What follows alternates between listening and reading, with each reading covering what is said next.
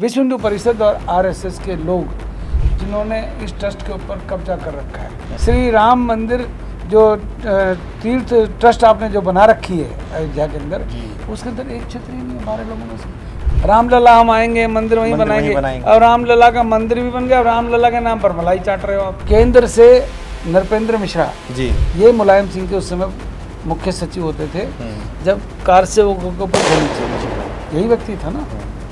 और आज जो ट्रस्ट है, उस ट्रस्ट के अंदर भी इन्होंने चंपत राय जैसे चोर बिठा।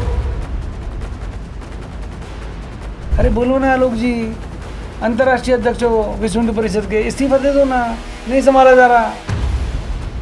और हमारी मजबूरी देखो कि हम उस योगी आदित्यनाथ की बेवसी को देखते हो, हमारे को उत्तर प्रदेश के अंदर करनी सेना को चुनावी क्षेत्र में उतरना पड़ा। मजबूरी का नाम अब योगी आदित्यनाथ हो गया है। किसके लिए?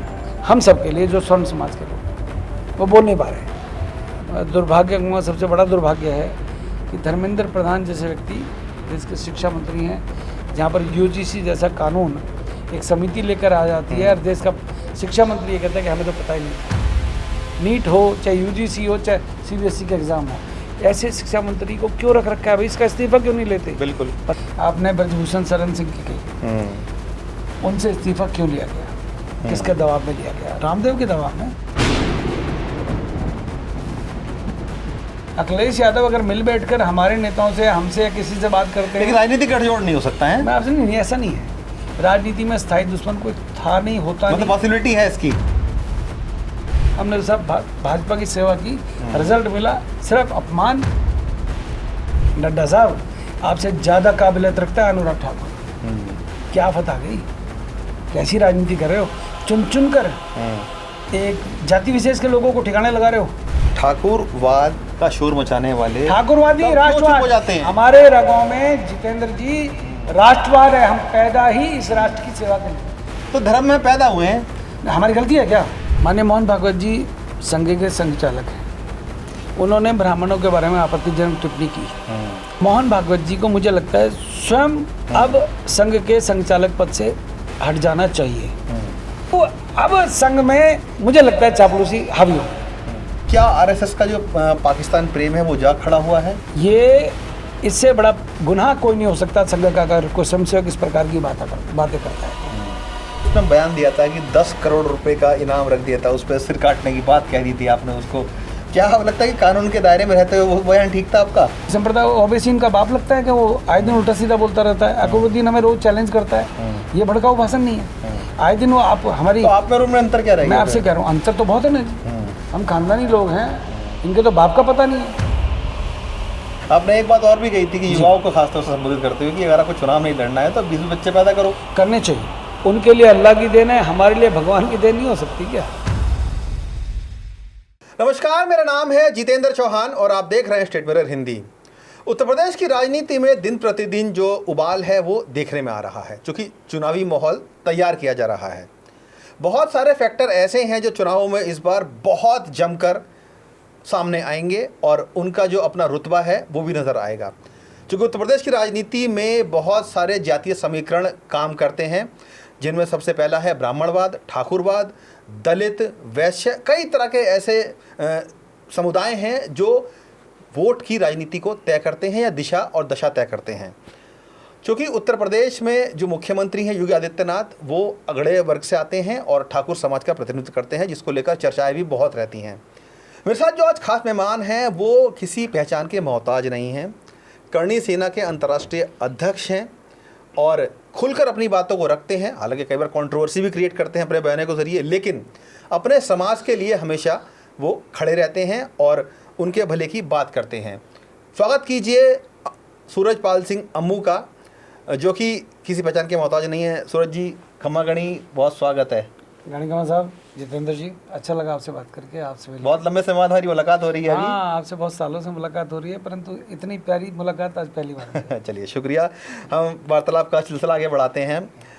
अम्मू साहब, सब जानते हैं कि उत्तर प्रदेश में चुनाव होने जा रहे हैं और उम्मीद ऐसी भी की जा रही है कि शायद 2026 के अंत तक ही चुनाव हो सकते हैं, ऐसी सुगबुगाहट है। लेकिन उत्तर प्रदेश की राजनीति बहुत सारे रंग दिखाती है, रंग अभी भी नज़र आ रहे हैं हमको। और चूँकि जो हमारा राजनीतिक ताना बाना है वो जात पात में अभी तक बना हुआ है, उससे निकलने का प्रयास ज़रूर किया जा रहा है, लेकिन उसको जकड़ा हुआ है पूरी तरीके से। हमने देखा है कि उत्तर प्रदेश में जो राजनीतिक दल हैं, चाहे भाजपा हो, बसपा हो, सपा हो, कांग्रेस हो या अन्य छोटे छोटे दल हो, वो सभी जातियों के आधार पर बने हुए हैं। बीजेपी हालांकि सबका साथ सबका विकास की बात करती है, लेकिन जिस तरीके से पिछले कुछ समय में हमने देखा है कि जो ठाकुरवाद को लेकर बहुत चर्चाएं हो रही हैं, आप लगातार उनकी बात करते रहे हैं, जो स्थिति अभी उत्तर प्रदेश में हमें देखने में आ रही है, क्या उसको देखकर कुछ परेशानी होती है आपको?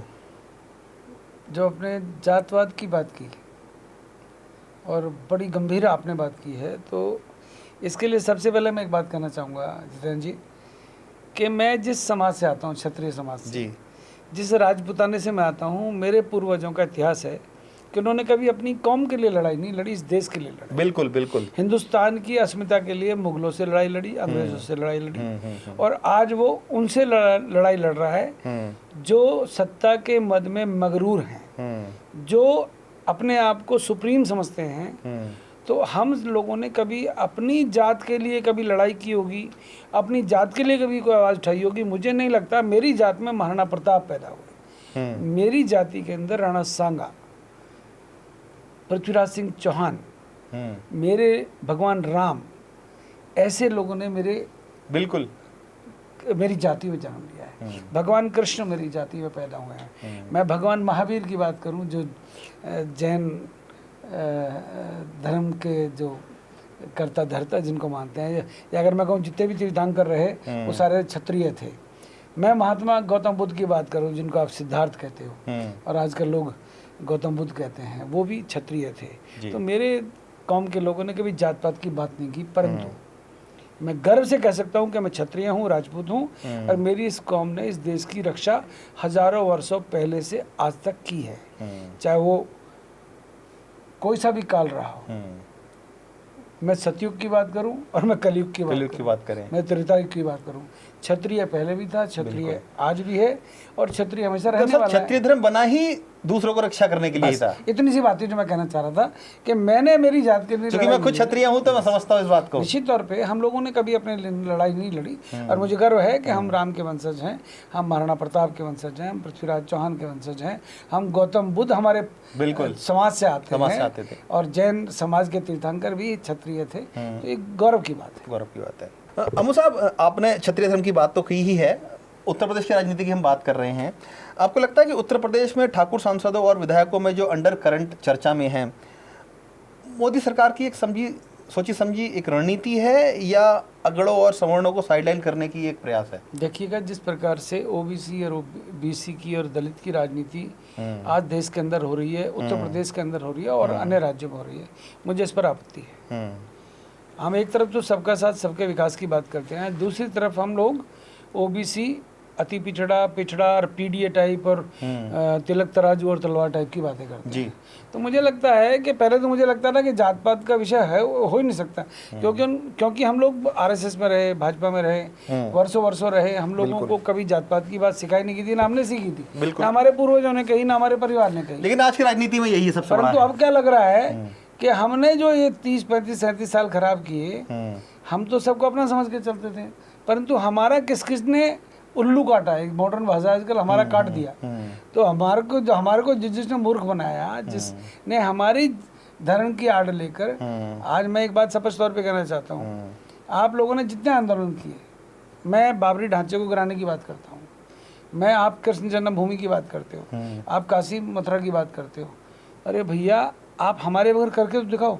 ढांचा हमने गिरा दिया, आपने राम मंदिर बना दिया, परंतु राम मंदिर पे कब्जा जिन लोगों ने किया, देख लो राम मंदिर के चंदे का क्या हाल कर रखा है। अरे करोड़ों रुपए घोटाले, शर्म आनी चाहिए साहब, सुनकर भी शर्म आती है।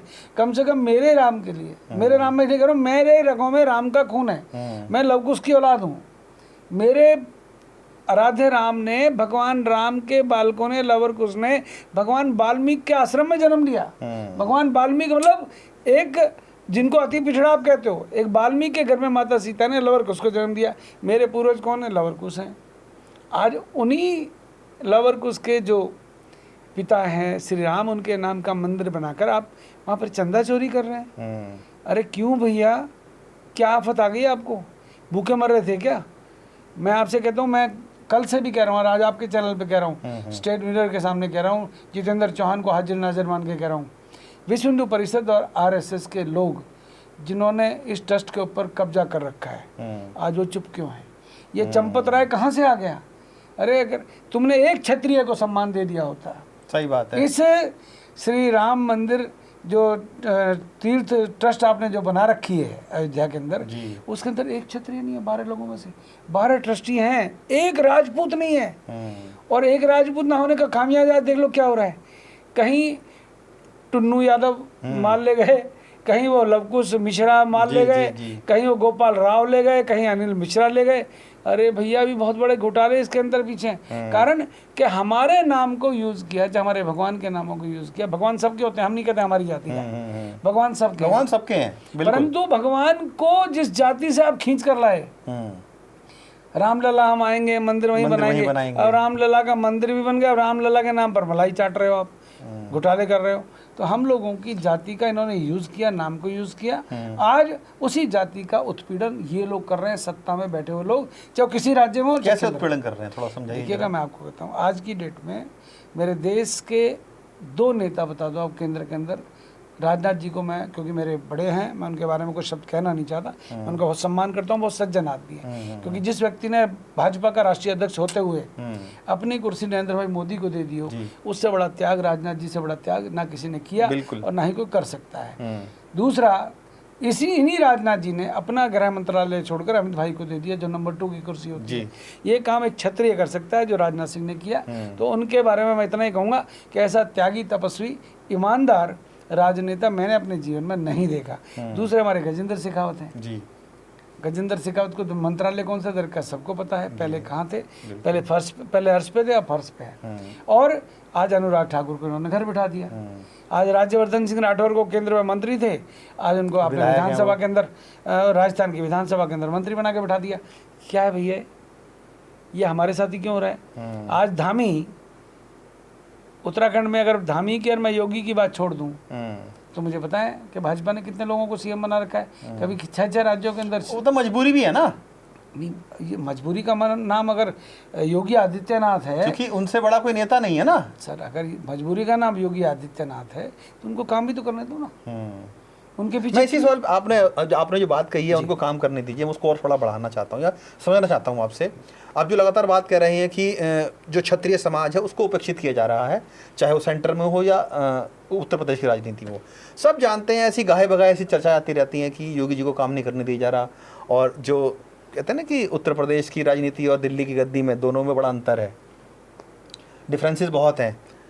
अयोध्या का जो अभी ये मामला उठाया गया है, क्या मैं आपसे समझना चाह रहा हूँ, देखिए मुझे पूछेगा, क्या ये उसी का एक भाग है कि अयोध्या के नाम पर सियासत को बढ़ाया जाए और एक मैसेज गलत दिया जाए? मैं एक बात पूछूं, छोटा सा सवाल पूछना नहीं चाहिए, कोई सवाल पूछने का अधिकार आपको है। जी। परंतु मैं आपसे एक सवाल पूछ रहा हूँ। अयोध्या के अंदर श्री राम मंदिर तीर्थ ट्रस्ट बना, जो भी नाम है मुझे नहीं पता, उस तीर्थ जो ट्रस्ट है उसके अंदर 12 लोग सदस्य बने। उसमें प्रदेश की सलाह पर, मुख्यमंत्री की सलाह पर कितने ट्रस्टी रखे गए? एक बात। केंद्र से नृपेंद्र मिश्रा जी, ये मुलायम सिंह के उस समय मुख्य सचिव होते थे जब कार से वो के ऊपर गोली चलाई, यही व्यक्ति था ना। गोली चलाने वाला कौन था? नृपेंद्र मिश्रा, जो आज निर्माण समिति का अध्यक्ष है अयोध्या में राम मंदिर का। पीएम के बेहद खास माने जाते हैं। अरे होंगे ना खास, हमें क्या दिक्कत है भाई, हम पीएम में रहे हैं, वो अधिकारी हैं। 1994 में नरेंद्र भाई मोदी के साथ मैं घूमता था, हरियाणा के अंदर प्रभारी थे, वो मेरी मारुति जैन के अंदर घूमते थे। उस समय मैं कार्य करता था, वो मेरे हरियाणा के प्रभारी थे। तो खास होने का मतलब शायद जयंती, इसीलिए आपको कुछ नहीं मिला। खट्टर साहब का स्कूटर था, इसलिए मुख्यमंत्री बन गए हो। नहीं, खट्टर साहब के पास तो पता नहीं साहब आज की डेट में क्या क्या मिल गया। लेकिन चर्चा जो होती है उसको बात कर रहा था। सर हरियाणा का खटारा था, उसको इन्होंने खट्टर बना दिया। मैं कहना नहीं चाहता, कुछ बोलना नहीं चाहता। खैर वो डिबेट दूसरी हो जाएगी, हम अपने मुद्दे पे रहते हैं। एक्चुअल में क्या है कि योगी आदित्यनाथ को अयोध्या के मंदिर में अगर जिम्मेदारी दी गई होती, उनको कंट्रोल दिया गया होता। आपने आज भी कंट्रोल आरएसएस और विश्व हिंदू परिषद के हाथ में रखा हुआ है। जी जी जी। मैं आज विनय कटियार को सुन रहा था, कल भी मैंने सुना, मुझे लग रहा है विनय कटियार शायद दिमाग से, अब मुझे लगता है शायद उनकी याददाश्त भी खत्म हो गई। वो उमा भारती कहाँ गई जिसने राम मंदिर के लिए आंदोलन किए? बिल्कुल। वो साध्वी रितंबरा कहाँ गई जिन्होंने आवाज को बुलंद किया? वो लाल कृष्ण अडवाणी का परिवार कहाँ गया जिन्होंने राम मंदिर का आंदोलन शुरू किया, रथ यात्रा शुरू करी, जिस रथ यात्रा के रथ के आगे सूरजपाल सिंह अमू चलते थे अपनी टीम को लेकर भारतीय जनता पार्टी युवा मोर्चे के कार्यकर्ताओं के साथ। आज वो मुरली मनोहर जोशी कहाँ गए? जो लोग हमारे राजनाथ जी भाजपा में कितनी बार राष्ट्रीय अध्यक्ष रहे, इन लोगों ने एक एक करके सबको ठिकाने लगाया। और आज जो ट्रस्ट है उस ट्रस्ट के अंदर भी इन्होंने चंपत राय जैसे चोर बिठाए हुए हैं। चंपत राय कौन है? चंपत राय बंसल एक वो व्यक्ति है जिसने हमेशा गड़बड़ घोटाले किए हैं। मैंने अशोक सिंघल जो विश्व हिंदू परिषद के अंतर्राष्ट्रीय अध्यक्ष होते थे, मैंने उनकी सेवा की है। कब? जब उनका अंतिम क्षण थे, वो मेदांता अस्पताल गुड़गांव के अंदर में थे, और मैंने उन दिनों उनके दर्शन करे, उनकी सेवा करने का सौभाग्य भी मुझे घंटे 2 घंटे मिला था। वो अक्सर मुझसे कहा करते थे कि अमू, अब की विश्व हिंदू परिषद में और बजरंग दल में और तब की विश्व हिंदू परिषद में बजरंग दल में क्या अंतर है? मैं साहब उस समय त्रिशूल हमें मिला करता था, हम चौड़े होते थे 1986, 87, 88 में। हम उस समय के प्रवीण तोगड़िया को जानते थे, बहुत जूनियर थे। उस समय उमा भारती को जानते थे हम, उस समय विनय कटियार को जानते थे, फायर ब्रांड नेता थे। आज मैंने कहा जी उस समय की जो विश्व हिंदू परिषद थी उसमें हिंदू थे, अब लोग हिंदू नहीं हैं। अब चंपत राय बंसल हो गए, अब अनिल मिश्रा हो गए, अब गोपाल राव हो गए, अब टुन्नू यादव हो गए। मतलब पूरा स्वरूप बदल गया है। नहीं, अब एक्चुअल में क्या है, टुन्नू यादव का इंटरव्यू में लगातार देख रहा हूँ। वो कहता है मैं तो जी ओटीसी करके आया हूँ आरएसएस की। आपको पता नहीं है, प्रथम वर्ष शिक्षित, ओटीसी प्रथम वर्ष का मतलब है आपने ओटीसी करने का मतलब है संघ की एक बहुत बड़ी परीक्षा आपने यूपीएससी का इम्तिहान पास कर लिया आपने। अच्छा। वो कहता है कि मैं तो विश्व हिंदू परिषद में इतने सालों से काम कर रहा हूँ। सूरजपाल अम्मू ने 10 वर्ष की आयु में खाकी निक्कर पहन लिया था। आज उसी सूरजपाल अम्मू का संघ प्रवेश 47 वर्ष हो चुका है, मैं 57 वर्ष की आयु होगी, 58 में लग रहा हूँ। इसी सूरजपाल अम्मू को भाजपा में 36 साल हो गए, 37वां साल लग रहा है। ये तो मैंने पिछले पार्लियामेंट के चुनाव में भाजपा छोड़ी है, जब इन लोगों ने हमारे पूर्वजों के, हमारे राजा महाराजाओं के, हमारे जो हमारी बहन बेटियां थे उनके बारे में इन्होंने अपशब्द कहा। रूपाला ने, जो गुजरात वाला जो सांसद था पूर्व मंत्री, उसने बकवास की और कई लोगों ने बकवास की, और राजभर जैसे गधों को इन्होंने अपने मंत्रिमंडल में शामिल कर लिया। निषाद जो आए दिन भगवान राम के बारे में अपशब्द बोलते हैं, जो राम के बारे में अनर्गल बातें करते हैं, अपना दल जैसी वो लेडी है जो है, वो इन्होंने अपनी पार्टी, सुप्रिया पटेल जो भी है, अनुप्रिया पटेल उनकी बेटी भी है, उनके अगेंस्ट है। तो ये ऐसे लोगों से जब इनका गठबंधन होने लगा तो हमें लगा कि हमारा राजपूत होना, हमारा क्षत्रिय होना भी गुनाह हो गया। अब की जो माननीय अशोक सिंघल जी ने उस समय जब मृत्यु सैया पर थे तब उन्होंने कहा कि कितना चेंज है। मैं कहा साहब अब सिस्टम चेंज हो गया, अब चमचागिरी वाला हो गया, अब जात पात की राजनीति होने लगी। अब चंपत राय बंसल हो गए। अब चंपत राय ने टुन्नू यादव को पूरी पावर दे दी। टुन्नू यादव के पास क्या पद है, हमने सिर्फ ये क्वेश्चन किया। ड्राइवर है जबकि वो उनका कुल, वो कहता है वो ड्राइवर मानने को तैयार नहीं होता, मैं कार्यकर्ता हूँ, मैं तो स्वयंसेवक हूँ, मैं तो विश्व हिंदू परिषद का कार्यकर्ता हूँ। मैं एक फोटो आपको दूंगा, उसकी कोठी के बाहर लिखा हुआ है राम किशोर यादव, विश्व हिंदू परिषद। कोठी कहाँ से आ गई? कोठी आ क्या बात कर रहे हो? वो जो चंपत राय का राइट हैंड है, जिसने सारा सिस्टम कंट्रोल में ले रखा है, जो फूल, जो राम मंदिर में फूल आते हैं, फूल से लेके प्रसाद तक, और प्रसाद से लेके सुरक्षा तक, और पैसे की गिनती से लेकर जो बेशकीमती जो उपहार आते हैं रामलला के चढ़ावे में, उस सारों का कंट्रोल सिर्फ एक व्यक्ति के पास है, वो है चंपत राय, और उसका चंपत राय का चेला टुन्नू यादव। उन्होंने गिरोह बना रखा है, चाहे उसमें वो गोपाल राव का भतीजा हो, चाहे उसके अंदर लवकुश मिश्रा हो, चाहे वो अनिल मिश्रा जो कंट्रोल देखते हैं जी, ये सारा गैंग है। और इसमें करीब 40 लोग। मैंने आज किसी बैंकर से पूछा कि जिसका कंट्रोल एसबीआई बैंक के पास हो काउंटिंग का, और जो टीसीआई टाटा कंसल्टेंसी कंपनी बहुत बड़ी कंपनी है, ऐसे लोगों के बीच में सारी काउंटिंग होती थी, पैसा चोरी कैसे हो सकता है? तो मुझे उस बैंकर ने कहा कि इम्पॉसिबल, हो ही नहीं सकता। उसके बावजूद पैसा चोरी होना और 4 महीने की वीडियो फुटेज आपने डिलीट कर दी, इसके पीछे बहुत बड़ा गहरा राज है। इसका मतलब कोई तीसरी शक्ति जो इनके ऊपर आशीर्वाद रख के बैठी है वो कहीं ना कहीं सारी के सारा चक्कर घुमा रही है। कहीं ना कहीं दाल में काला नहीं है, सारी की सारी दाल काली है। हम लोगों को तो इन्होंने यूज़ किया। आज की डेट में कंट्रोल जो है पर्दे के पीछे का है, पर्दे के पीछे वालों का है। मैं देश के प्रधानमंत्री नरेंद्र भाई मोदी के ऊपर सवाल उठा ही नहीं सकता। उसकी ईमानदारी के ऊपर शक लेनी है कि मैंने वर्षों नरेंद्र भाई मोदी के साथ काम किया है। बिल्कुल फक्कड़ आदमी है देश का प्रधानमंत्री। उसका बेईमानी से, पैसे से दूर दूर तक कोई वास्ता नहीं है। वो निहायत ईमानदार प्रधानमंत्री है। परंतु जितने बड़े नरेंद्र मोदी प्रधानमंत्री ईमानदार है, उससे भी बड़ा ईमानदार कोई व्यक्ति अगर है तो योगी आदित्यनाथ है। और आज हमारी मजबूरी देखो कि हम उस योगी आदित्यनाथ की बेबसी को देखते हुए हमारे को उत्तर प्रदेश के अंदर करनी सेना को चुनावी क्षेत्र में उतरना पड़ रहा है। हमारी बेबसी देखिएगा। हमें दिख रहा है कि हमारे लोगों को, स्वर्ण समाज के लोगों को अपमानित किया जा रहा है। तो हमारी मजबूरी होगी साहब, हम क्या करें। लेकिन क्या आपको लगता है मुसा साहब की आप जो बात कह रहे हैं कि मजबूरी है, क्या जानबूझकर उत्तर प्रदेश में जो सवर्ण हैं या जो खास तौर से क्षत्रिय समाज है उसको उपेक्षित किया गया है, या फिर आपको लगता है कि बीजेपी अब राजपूतों को ठिकाने लगाने में लग गई है? मैं राजपूतों की बात नहीं करता। मैं कहता हूँ कि आज व्यापारी बनिया है।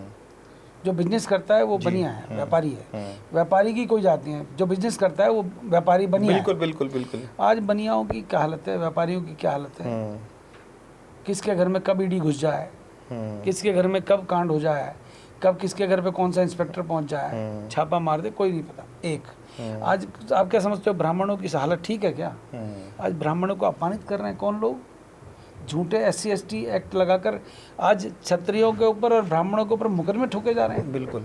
आज हजारों केस, 60,000 से अधिक केस झूठे आपने दर्ज करा दिए। कैसा कानून लेकर आए हो? हमारी सुनवाई तक नहीं। सुप्रीम कोर्ट ने कहा इनकी सुनवाई नहीं होगी और केंद्र सरकार ने उस आदेश के विरुद्ध कुछ आवाज़ नहीं बोली। तो हमें लगता है कि हमारी अब सुनवाई करने वाला कोई राय नहीं है। मजबूरी बन गई योगी आदित्यनाथ की भी निश्चित तौर पे। अब मुझे लगता है कि मजबूरी का नाम अब योगी आदित्यनाथ हो गया है। किसके लिए? हम सब के लिए। जो स्वर्ण समाज के लोग वो बोल नहीं पा रहे, उनको बोलना चाहिए था। उनको UGC के विरुद्ध बोलना चाहिए था।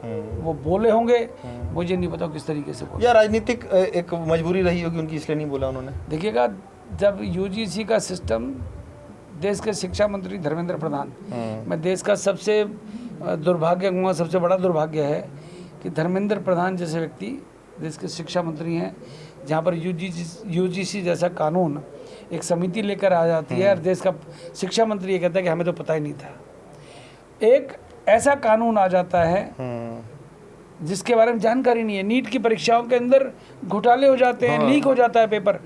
मंत्री कहता है हमारी जानकारी में नहीं है। CBSE का रिजल्ट आ जाता है, परीक्षा जो CBSE के बच्चे हैं 10वीं 12वीं के, उनकी जो मार्कशीट है उनको कैसे चेक किया जा रहा है। बच्चे सर पकड़ के बैठ गए, लाखों बच्चे। और हम कहते हैं जब देश के शिक्षा मंत्री की जिम्मेदारी थी, नीट हो चाहे UGC हो चाहे CBSE के एग्जाम हो, ऐसे शिक्षा मंत्री को क्यों रख रखा है भाई? इसका इस्तीफा क्यों नहीं लेते? बिल्कुल। परंतु केंद्र में उनका कोई इस्तीफा लेने वाला नहीं। कारण सिर्फ ये है कि तानाशाही। या फिर ये भी कह सकते हैं कि सेंटर में हो या प्रदेश में हो, जो क्षत्रिय लॉबी पहले काम करा करती थी वो बहुत कमज़ोर हो गई थी, इसलिए कोई बात उनकी अनसुनी की जाती है। देखो, स्वर्ण समाज लीडरलेस हो गया है। मैं एक बहुत बड़ी बात कर रहा हूँ आपको। स्वर्ण समाज लीडरलेस हो गया है। केंद्र में बैठे हुए स्वर्ण समाज के नेताओं ने, मंत्रियों ने, सांसदों ने चूड़ी पहन ली है। और वो चूड़ी किसकी पहनी है ये तो स्वयं तय करेंगे, जो किसी भी दल के हो।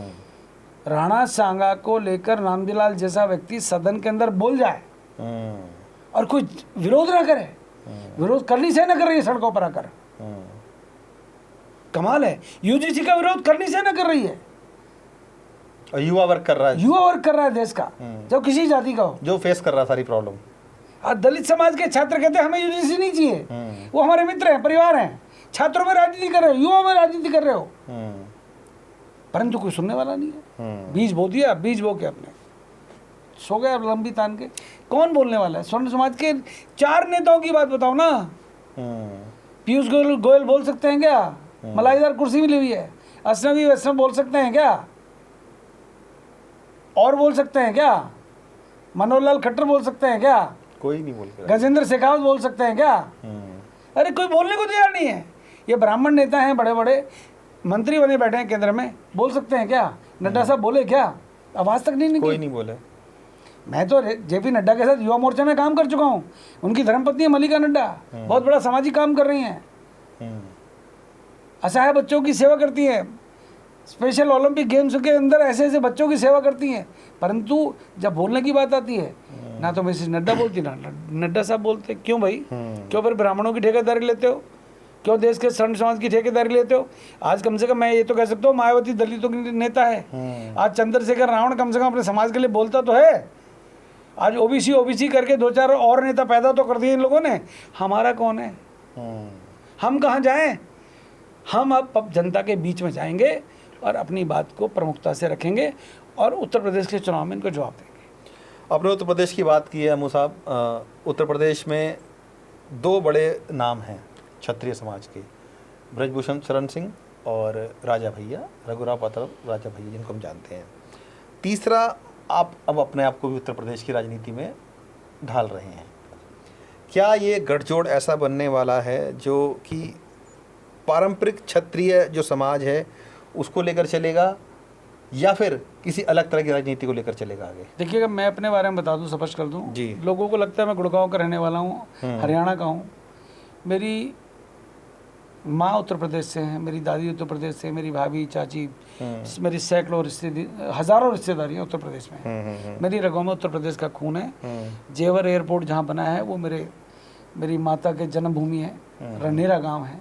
मेरी दादी हसनपुर बारू की, हाथरस की, और अनेक रिश्तेदारियाँ मेरी। तो यूपी से मेरा नाता है जी। मेरा बेटा है जो है, छोटा बेटा मेरा, अभी भी उत्तर प्रदेश में ही रहता है। और मैं इतना कह सकता हूँ कि उत्तर प्रदेश के साथ मेरा गहरा नाता है। मेरा बेटा, बड़ा बेटा मेरा अनिरुद्ध, अभी 4 साल पहले एक्सपायर हो गया। वो आज मुझे छोड़ के चला गया। उसने भाजपा युवा मोर्चे में भाजपा के लिए बहुत काम किया, संघ की शाखाओं में गया, परंतु आज वो मेरे साथ नहीं है। तो मैं अपने आप को थोड़ा कमज़ोर भी बीच में मैंने महसूस किया। परंतु अब मैं पुनः उत्तर प्रदेश के अंदर, जहाँ मेरा बेटा युवा मोर्चे में सेवाएं देता था कार्यकर्ता के रूप में, आज मैं उसी उत्तर प्रदेश में काम करने जा रहा हूँ। जहाँ तक बात आपने ब्रजभूषण शरण सिंह की कही, उनसे इस्तीफा क्यों लिया गया, किसके दबाव में लिया गया? रामदेव के दबाव में।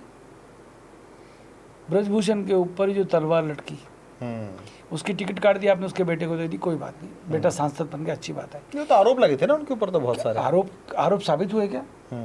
आरोप किसने साबित करे? एक महिला कुश्ती पहलवान ने उनके ऊपर, मैं आप कह रहा हूँ वही महिला कुश्ती पहलवान जो आज कांग्रेस की विधायक है हरियाणा से, वही महिला पहलवान आज कांग्रेस की विधायक है। और जिन्होंने वहाँ पे धरने दिए थे, आज सारे के सारे वही ब्रजभूषण सिंह के वहाँ जाके ट्रायल दे रहे हैं। वहीं पर उसी कुश्ती संघ के अंदर मैं हरियाणा ओलंपिक का कार्यकारी अध्यक्ष रह चुका हूँ, मैं हरियाणा फुटबॉल का अध्यक्ष रह चुका हूँ, मैं हरियाणा जिम्नास्टिक का अध्यक्ष रह चुका हूँ। मैंने खेल को बड़े करीब से देखा है। उस समय तो अनेक चैनलों पर मैंने ब्रजभूषण सिंह के पक्ष में बोला कि उन बच्चियों को अगर कोई तकलीफ थी तो उस समय बोलना चाहिए था। अब किसके कहने पे? उसके पीछे बहुत बड़ी साजिश है। खैर वो अलग डिबेट हो सकती है। अलग डिबेट नहीं है। ब्रजभूषण को एक साजिश के तहत फंसाया गया और वहां से उनको ठिकाने लगाने का काम इन लोगों ने किया। परंतु ब्रजभूषण शरण सिंह एक जमा हुआ 7 बार का सांसद उत्तर प्रदेश का है। उसको नेगलेक्ट, खाटी नेता जिसको कहते हैं, खाटी नेता, उसको आप नेगलेक्ट नहीं कर सकते। एक आपने दूसरा कहा कुंडा के राजा भैया, उनकी अपनी राजनीतिक पार्टी है जी, वो लगातार विधायक बनते आ रहे हैं और उनका उत्तर प्रदेश के अंदर बड़ा सम्मान है, देश के अंदर सम्मान है। एक हमारे और मित्र हैं धनंजय सिंह जी हैं। ऐसे लोग हैं जिनकी अपनी पहचान, बाहुबली धनंजय सिंह, बाहुबली आप लोग कहते हैं, मैं कहता हूँ मेरा भाई धनंजय सिंह, मेरा भाई ब्रजभूषण शरण सिंह, मेरा भाई राजा भैया। जो बाहुबली कहते हैं वो मेंटली, दिमागी रूप से विक्षिप्त लोग हैं। हमने किसी के बाप तो संज्ञा बना दी गई है। नहीं सर, हमने किसी के बाप का लेके खा रखा है, हमने किसी के बाप से छीन के खा रखा है। हम बाहुबली, हम राजपूत हैं। हमारे साथ अगर 10 लोग चलते हैं, अगर हम खानदानी लोग हैं, अगर हमारी हवेलियां हैं और अगर हमारे पास लाइसेंस्ड हथियार हैं तो हम बाहुबली हो गए क्या? ये कैसे बाहुबली तय कर सकते हो? हमने किसी के हमने किसी गोली मार रखी है क्या? हमने कितनी हत्या कर रखी है भैया, बताओ ना हमारे को। बाहुबली करके हमारी कौम को बदनाम किया गया, हमारे नेताओं को एक टैग दे दिया गया। किस लिए दिया? किसने दिया? कौन है देने वाले? मुलायम सिंह यादव, अखिलेश यादव, मायावती, मुझे भाजपा का एक नेता का नाम बताओ जिन्होंने बाहुबली कहा हो इनको, जवाब देंगे? और जिन्होंने बाहुबली कहा, आज मुलायम सिंह का परिवार सत्ता से बाहर है उत्तर प्रदेश के अंदर। आज मायावती का पूरा परिवार, चाहे उसके भाइयों भतीजे हों, सारे सत्ता के बाहर बैठे हैं। कहीं नहीं है। यूज़ किया हमको इन्होंने। यूज हुए या फिर भाई साहब एक बात हो, इन्होंने अक्सर ये आरोप लगता रहा है क्षत्रियों के ऊपर भाई कि यूज हो जाते हैं ये लोग। मायावती की रक्षा करने वाले कौन थे? जब मुलायम सिंह यादव ने गेस्ट हाउस कांड हुआ था, उस समय रक्षा करने वाले हम ही थे, ब्राह्मण थे, ठाकुर थे। बिल्कुल। मुलायम सिंह यादव के गुंडों से और मुलायम सिंह से बचाने वाले अगर कोई थे तो ब्राह्मण और ठाकुर थे, बहन मायावती जी को। और अखिलेश यादव के पिताजी को जवाब देने वाले कोई थे तो हम लोग थे। और इनको सत्ता में लाने वाले थे मुलायम सिंह यादव को तो ठाकुर अमर सिंह थे। अखिलेश यादव तो उनकी उंगली पकड़ के चला करते थे। बिल्कुल बिल्कुल। मेरा अखिलेश यादव से कोई झगड़ा नहीं है, मैं अखिलेश यादव का सम्मान करता हूँ, पढ़ा लिखा व्यक्ति है। परंतु जब जब इन्होंने राजपूतों को यूज किया और राजपूतों को यूज करके इन्होंने साइड किया, तब तक ये सत्ता से बाहर रहे। लेकिन हम उत्तर प्रदेश की जो बात कर रहे हैं, हमने ब्रजभूषण शरण सिंह को लेकर बात की, राजा भैया को लेकर बात करी, ब्रजेश सिंह को लेकर बात की। क्या आपको लगता है, क्योंकि ये लगातार सरकार के विरोध में भी बात करते रहे, उनके सिस्टम को ललकारते रहे और तमाम तरह की जो अनियमितताएं उनके सामने आती रहीं उसको ललकारते रहे, क्या उसका ये नतीजा था कि जो क्षत्रिय समाज है उत्तर प्रदेश में उसको साइलेंट करते चले गए कि भाई ये तो हमारे सिस्टम के खिलाफ बात कर रहे हैं तो क्यों इनको हम सुना जाए? आपने एक बहुत प्यारी बात कही कि ललकारते रहे, कहा ना आपने। खून में जोश है, गर्मी तो है साहब, क्षत्रियों का खून है। गुलामी तो हमने उनकी नहीं की जो इस देश में राज करने आए थे। बिल्कुल बिल्कुल। मुगलों को देश छोड़ना पड़ गया, वो अंग्रेजों ने नहीं भगाए, वो हम लोगों ने उनसे युद्ध करके लाखों बिल्कुल युवाओं को, करोड़ों युवाओं को कुर्बान किया इस देश की अस्मिता के लिए, इस देश की आज़ादी के लिए। जो आज हमें गालियां देते हैं ना, हम लोग गुलामी नहीं कर सकते किसी की, हम लोग किसी के पिछलक को नहीं हो सकते, हम लोग किसी के पीछे नहीं हो सकते। साहब मुझे टिकट दे दो, मुझे साहब वो पद दे दो। साहब चाहे वो ब्रजेश सिंह हो, धनंजय सिंह हो, ब्रजभूषण शरण सिंह हो, राजा भैया हो, सूरजपाल सिंह अम्मू हो, चाहे वो अन्य राजपूत नेता हों। या ये भी हम कह सकते हैं कि ब्रजभूषण शरण सिंह इस वक्त राजपूतों के नए अघोषित सुप्रीमो बनने की तैयारी में है। मैं इतना ही कहना चाहूँगा, वो हमारे बड़े हैं, हम उनको सब बहुत प्यार करते हैं जी। और वो ऐसा व्यक्ति है, वो कहने से कभी चूकता नहीं। तो मुझे लगता है शायद अब समय आ गया है कि सबको इकट्ठा बैठकर एक मुश्त निर्णय करना होगा। अगर मैं कहता हूँ देश के प्रधानमंत्री योगी आदित्यनाथ बने, पूरा देश चाहता है, कुछ लोग तो नहीं चाहते, कुछ लोग तो नहीं चाहते जी। परंतु हम कहते हैं योगी आदित्यनाथ को अगर मुख्यमंत्री भी रहने तो हमें कोई दिक्कत नहीं है, हमें क्या जरूरत है, हम राजनीति में आए। परंतु हमको लग रहा है कि ये लोग योगी आदित्यनाथ को घेरना चाह रहे हैं कुछ लोग। भैया आपका अपना व्यक्तिगत विचार है या कुछ ऐसी चीजें आपको कुछ पता चली हैं या क्या है? सब 37 साल भाजपा को दिए साहब, संगठन में रहा हूँ, संगठन के भिन्न भिन्न पदों पर रहा हूँ, अंदर तक जानता हूँ और कौन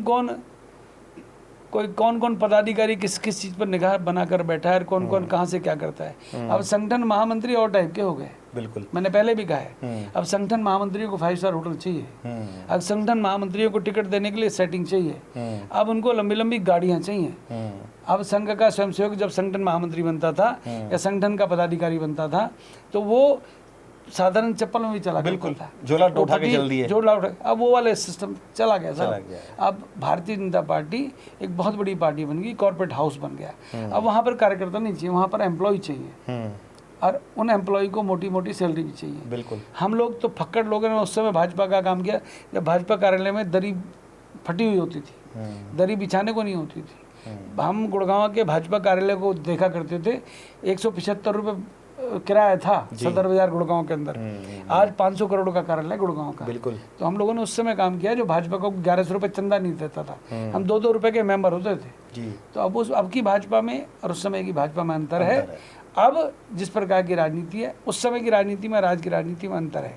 तो आज हमारे लोगों को भी समझ में आ गया है कि सम्मान कैसे मिलता है, किस तरीके से लेना। लेकिन आप जो बात कह रहे हैं कि राजनीति में फ़र्क आ गया है, शायद राजनीति में फ़र्क ये भी आ गया है कि जिन पार्टियों में हम देखते थे कि सिर्फ दलितों की बात होती थी, मुसलमानों की बात होती थी या ओबीसी की समाज की बात होती थी, सपा जिसकी मैं बात कर रहा हूँ, वो अब पूरी तरीके से उस सवर्ण समाज पर नजरें गड़ा कर बैठा है चुनाव में कि चूँकि जिस तरीके से उत्तर प्रदेश में उपेक्षित हो रहे हैं, लगातार कई ऐसे हमने देखी हैं चीज़ें और गाहे बगाए ऐसी चीज़ें सामने भी आई हैं कि अखिलेश यादव भी सवर्ण समाज के ऊपर नज़रें बैठाकर बैठे हैं कि किसी तरीके से इनको अपने पाले में लेकर आ जाए।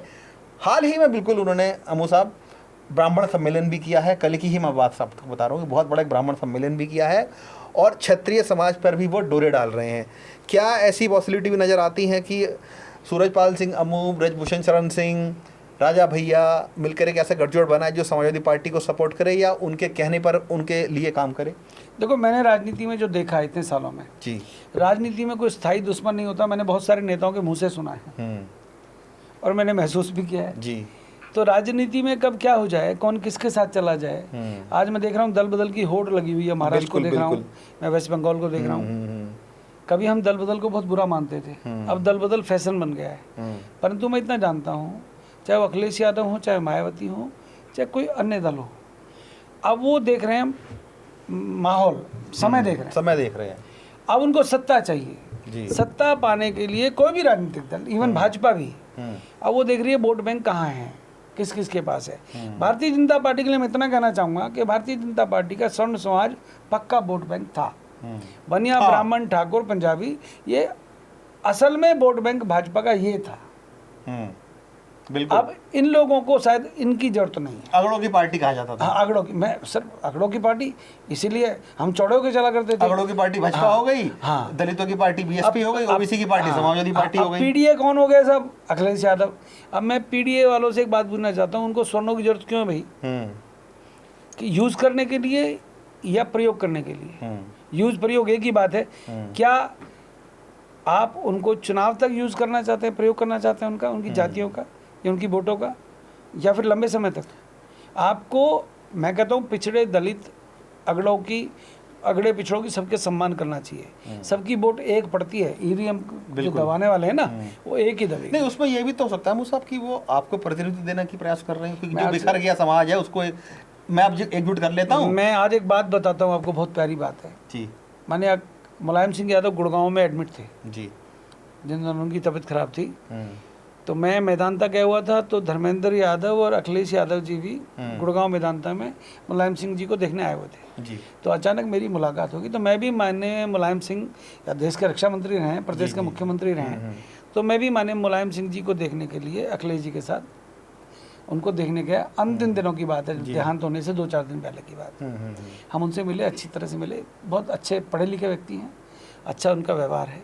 मुझे उनके व्यवहार में मुझे कोई बुराई नज़र नहीं आई। व्यक्तिगत रूप में मुझे लगा कि पढ़ा लिखा के नौजवान है, शायद ये इंडिया का भविष्य है।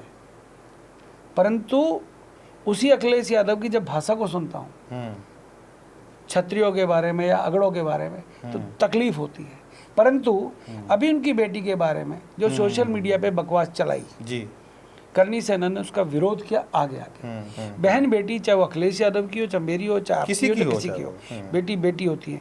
जिन लोगों ने नीच काम किया, चाहे वो अयोध्या के राम मंदिर के चंदा वाले कांड को छुपाने के लिए किया जी, चाहे और नीचता के लिए किया, ये बिल्कुल गलत था। हमने उसका फ्रंट में आकर सोशल मीडिया पे हर जगह जाकर हमने उनका विरोध किया कि ऐसी नीच हरकत किसी को नहीं करनी चाहिए। बहन बेटियां सबकी बराबर होती हैं। मुख्यमंत्री ने भी ये बात बोली। तो अखिलेश यादव हमारे कोई दुश्मन नहीं है। अखिलेश यादव अगर मिल बैठकर हमारे नेताओं से, हमसे या किसी से बात करते हैं, लेकिन राजनीतिक गठजोड़ नहीं हो सकता है। मैं आपसे नहीं, ऐसा नहीं है।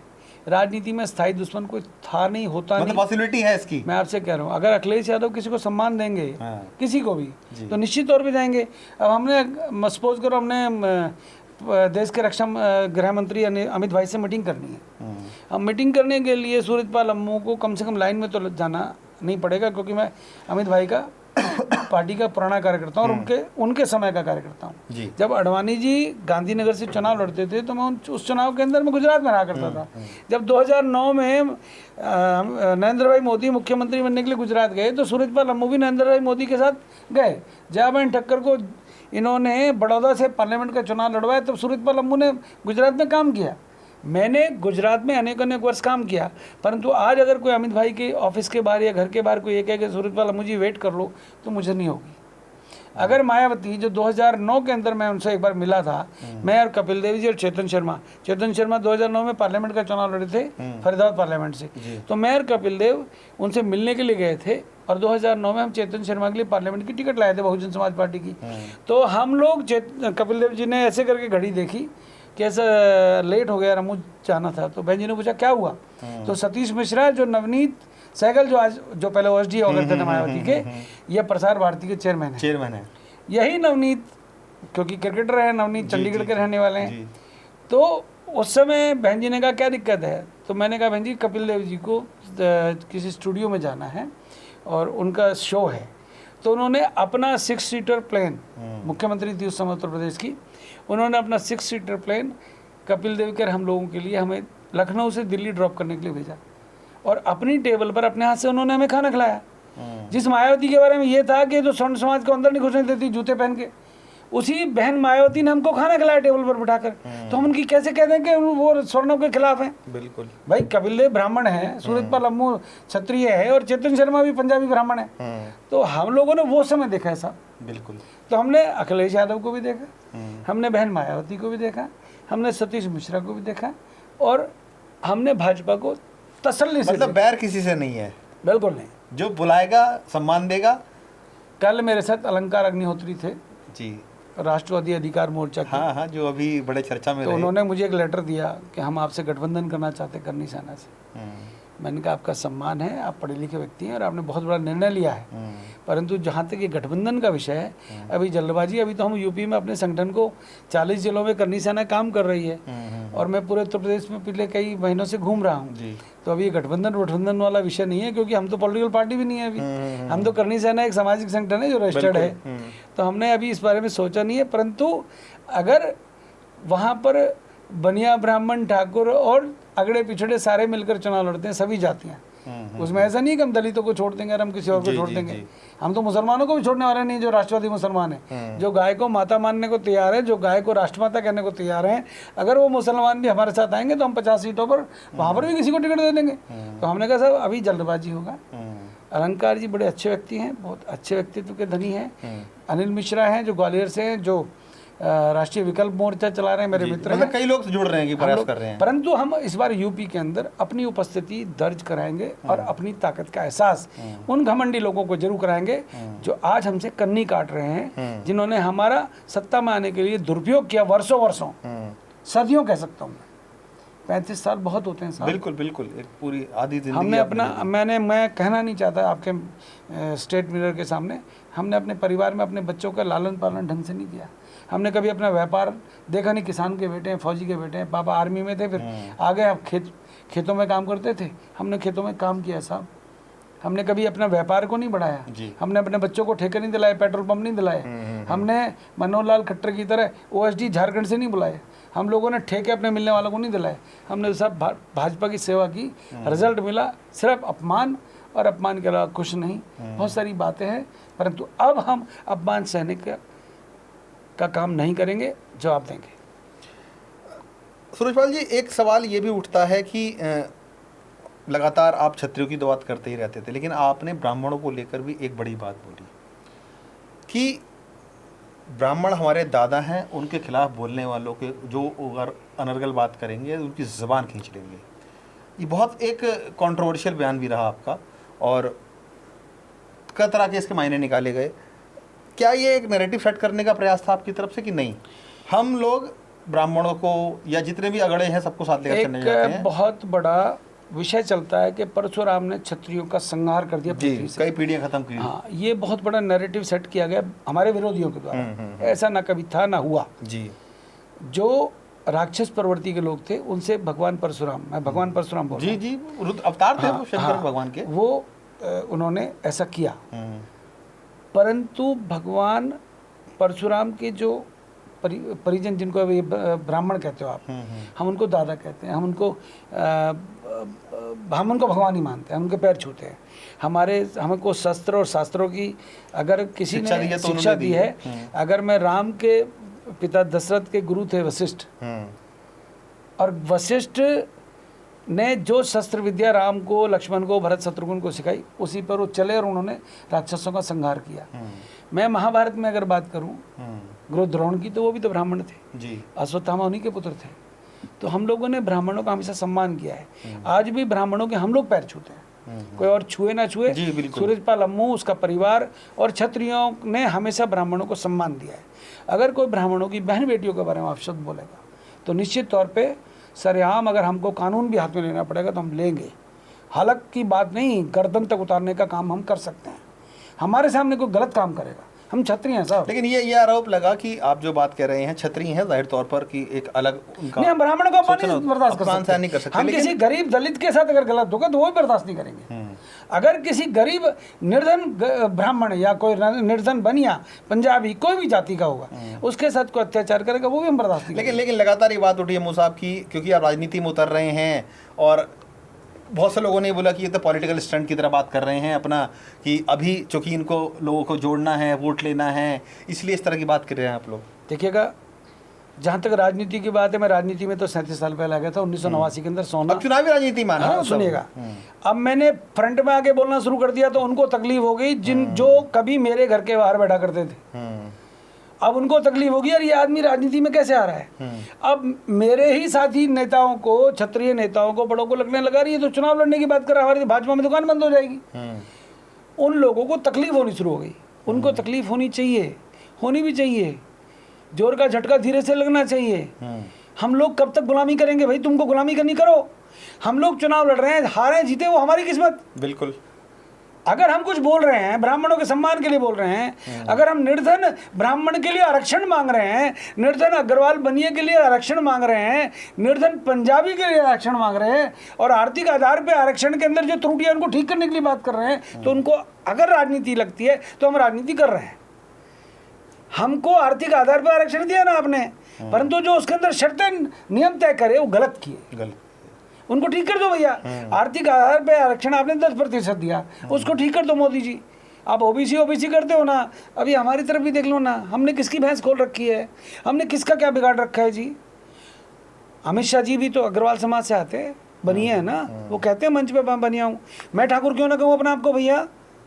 अगर वो ब्राह्मण कहते हैं, वो बनिया कहते हैं, तो मैं ठाकुर कह रहा हूँ, मुझे क्या दिक्कत है? और अगर मैं गरीब ब्राह्मण का सम्मान करता हूँ, उनके पैर छूता हूँ, उनके सम्मान की रक्षा की बात करता हूँ, तो मुझे इस पर फक्र है। जिसको राजनीतिक बात लगती हो लग जाए। अखिलेश यादव, मायावती, तिलक तराजू और तलवार, इनको मारो जूते चार, अनेकों बार हमारे को अपमानित किया है। बिल्कुल। अखिलेश यादव रोज अपमानित करते। उन्होंने पागल आदमी पाल रखा है, राजकुमार भाटी, दिन रात बकवास करता है, और ऐसी बकवास करता है, ब्राह्मणों के बारे में उल्टा सीधा बोलता है। बोलने वाली बात है। बिल्कुल। अरे आप बहुत आपत्तिजनक बयान। तो जो राजकुमार भाटी बोलता है वो मेरी भाषा नहीं है। मैं इतना नालायक नहीं हूँ, मैं पढ़ा लिखा व्यक्ति हूँ। मैंने राजभर को नालायक कह दिया और उसको नालायक, अब नालायक का मतलब लायक व्यक्ति नहीं है। हाँ। नालायक का संधिच्छेद करो, नालायक। सेंटर में कई मंत्री हैं, मैं उनका नाम नहीं लेना चाहते। आप कैसे लोगों को केंद्रीय मंत्री बनाकर बैठे हो, आपको यस मैन चाहिए, करो, किसी को बनाओ, हमें क्या दिक्कत है। परंतु हम लोग हाँ में हाँ मिलाने वाले लोग नहीं हैं। हम लोग सम्मान दोगे, सम्मान देंगे। वो साहब, एक सवाल और भी है कि लगातार ये बात भी उठती रही कि पिछले जब से योगी आदित्यनाथ मुख्यमंत्री बने और जो भी चीज़ें टेन्योर उनका रहा है, एक सवाल लगातार ये उठता रहा कि जो क्षत्रिय समाज के विधायक थे हैं जो उत्तर प्रदेश में, उनके मन में एक डर का माहौल लगाया गया है कि ईडी है, सीबीआई है, टिकट कटने का डर है, बहुत सारे ऐसे चीज़ें हैं जिनके ज़रिए उनको थोड़ा सा डाउन करने का प्रयास किया गया।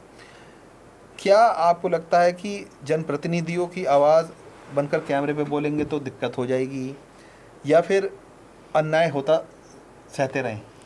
उप मुख्यमंत्री पाठक जी हैं उत्तर प्रदेश के अंदर, ब्राह्मण हैं।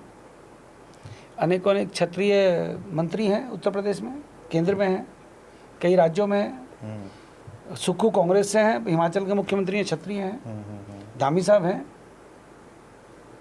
राजनाथ जी हैं। यूजीसी के पक्ष में और विरोध में कौन बोला? नहीं, मैं यूपी की बात कर रहा हूँ। सर, डर का माहौल है उनके अंदर। सर, यूपी के अंदर 2027 का चुनाव है। हाँ। क्या क्षत्रिय ब्राह्मण को और स्वर्ण समाज के विधायकों को ईडी से डराया जाता है? जिनकी संख्या ईडी 100 से डराया अधिक जाता है। जिनकी संख्या 100 से अधिक है, क्या वो चुनाव में नहीं जाएंगे? नहीं, मेरा सवाल सर देखिए ना, समझिए, हाँ।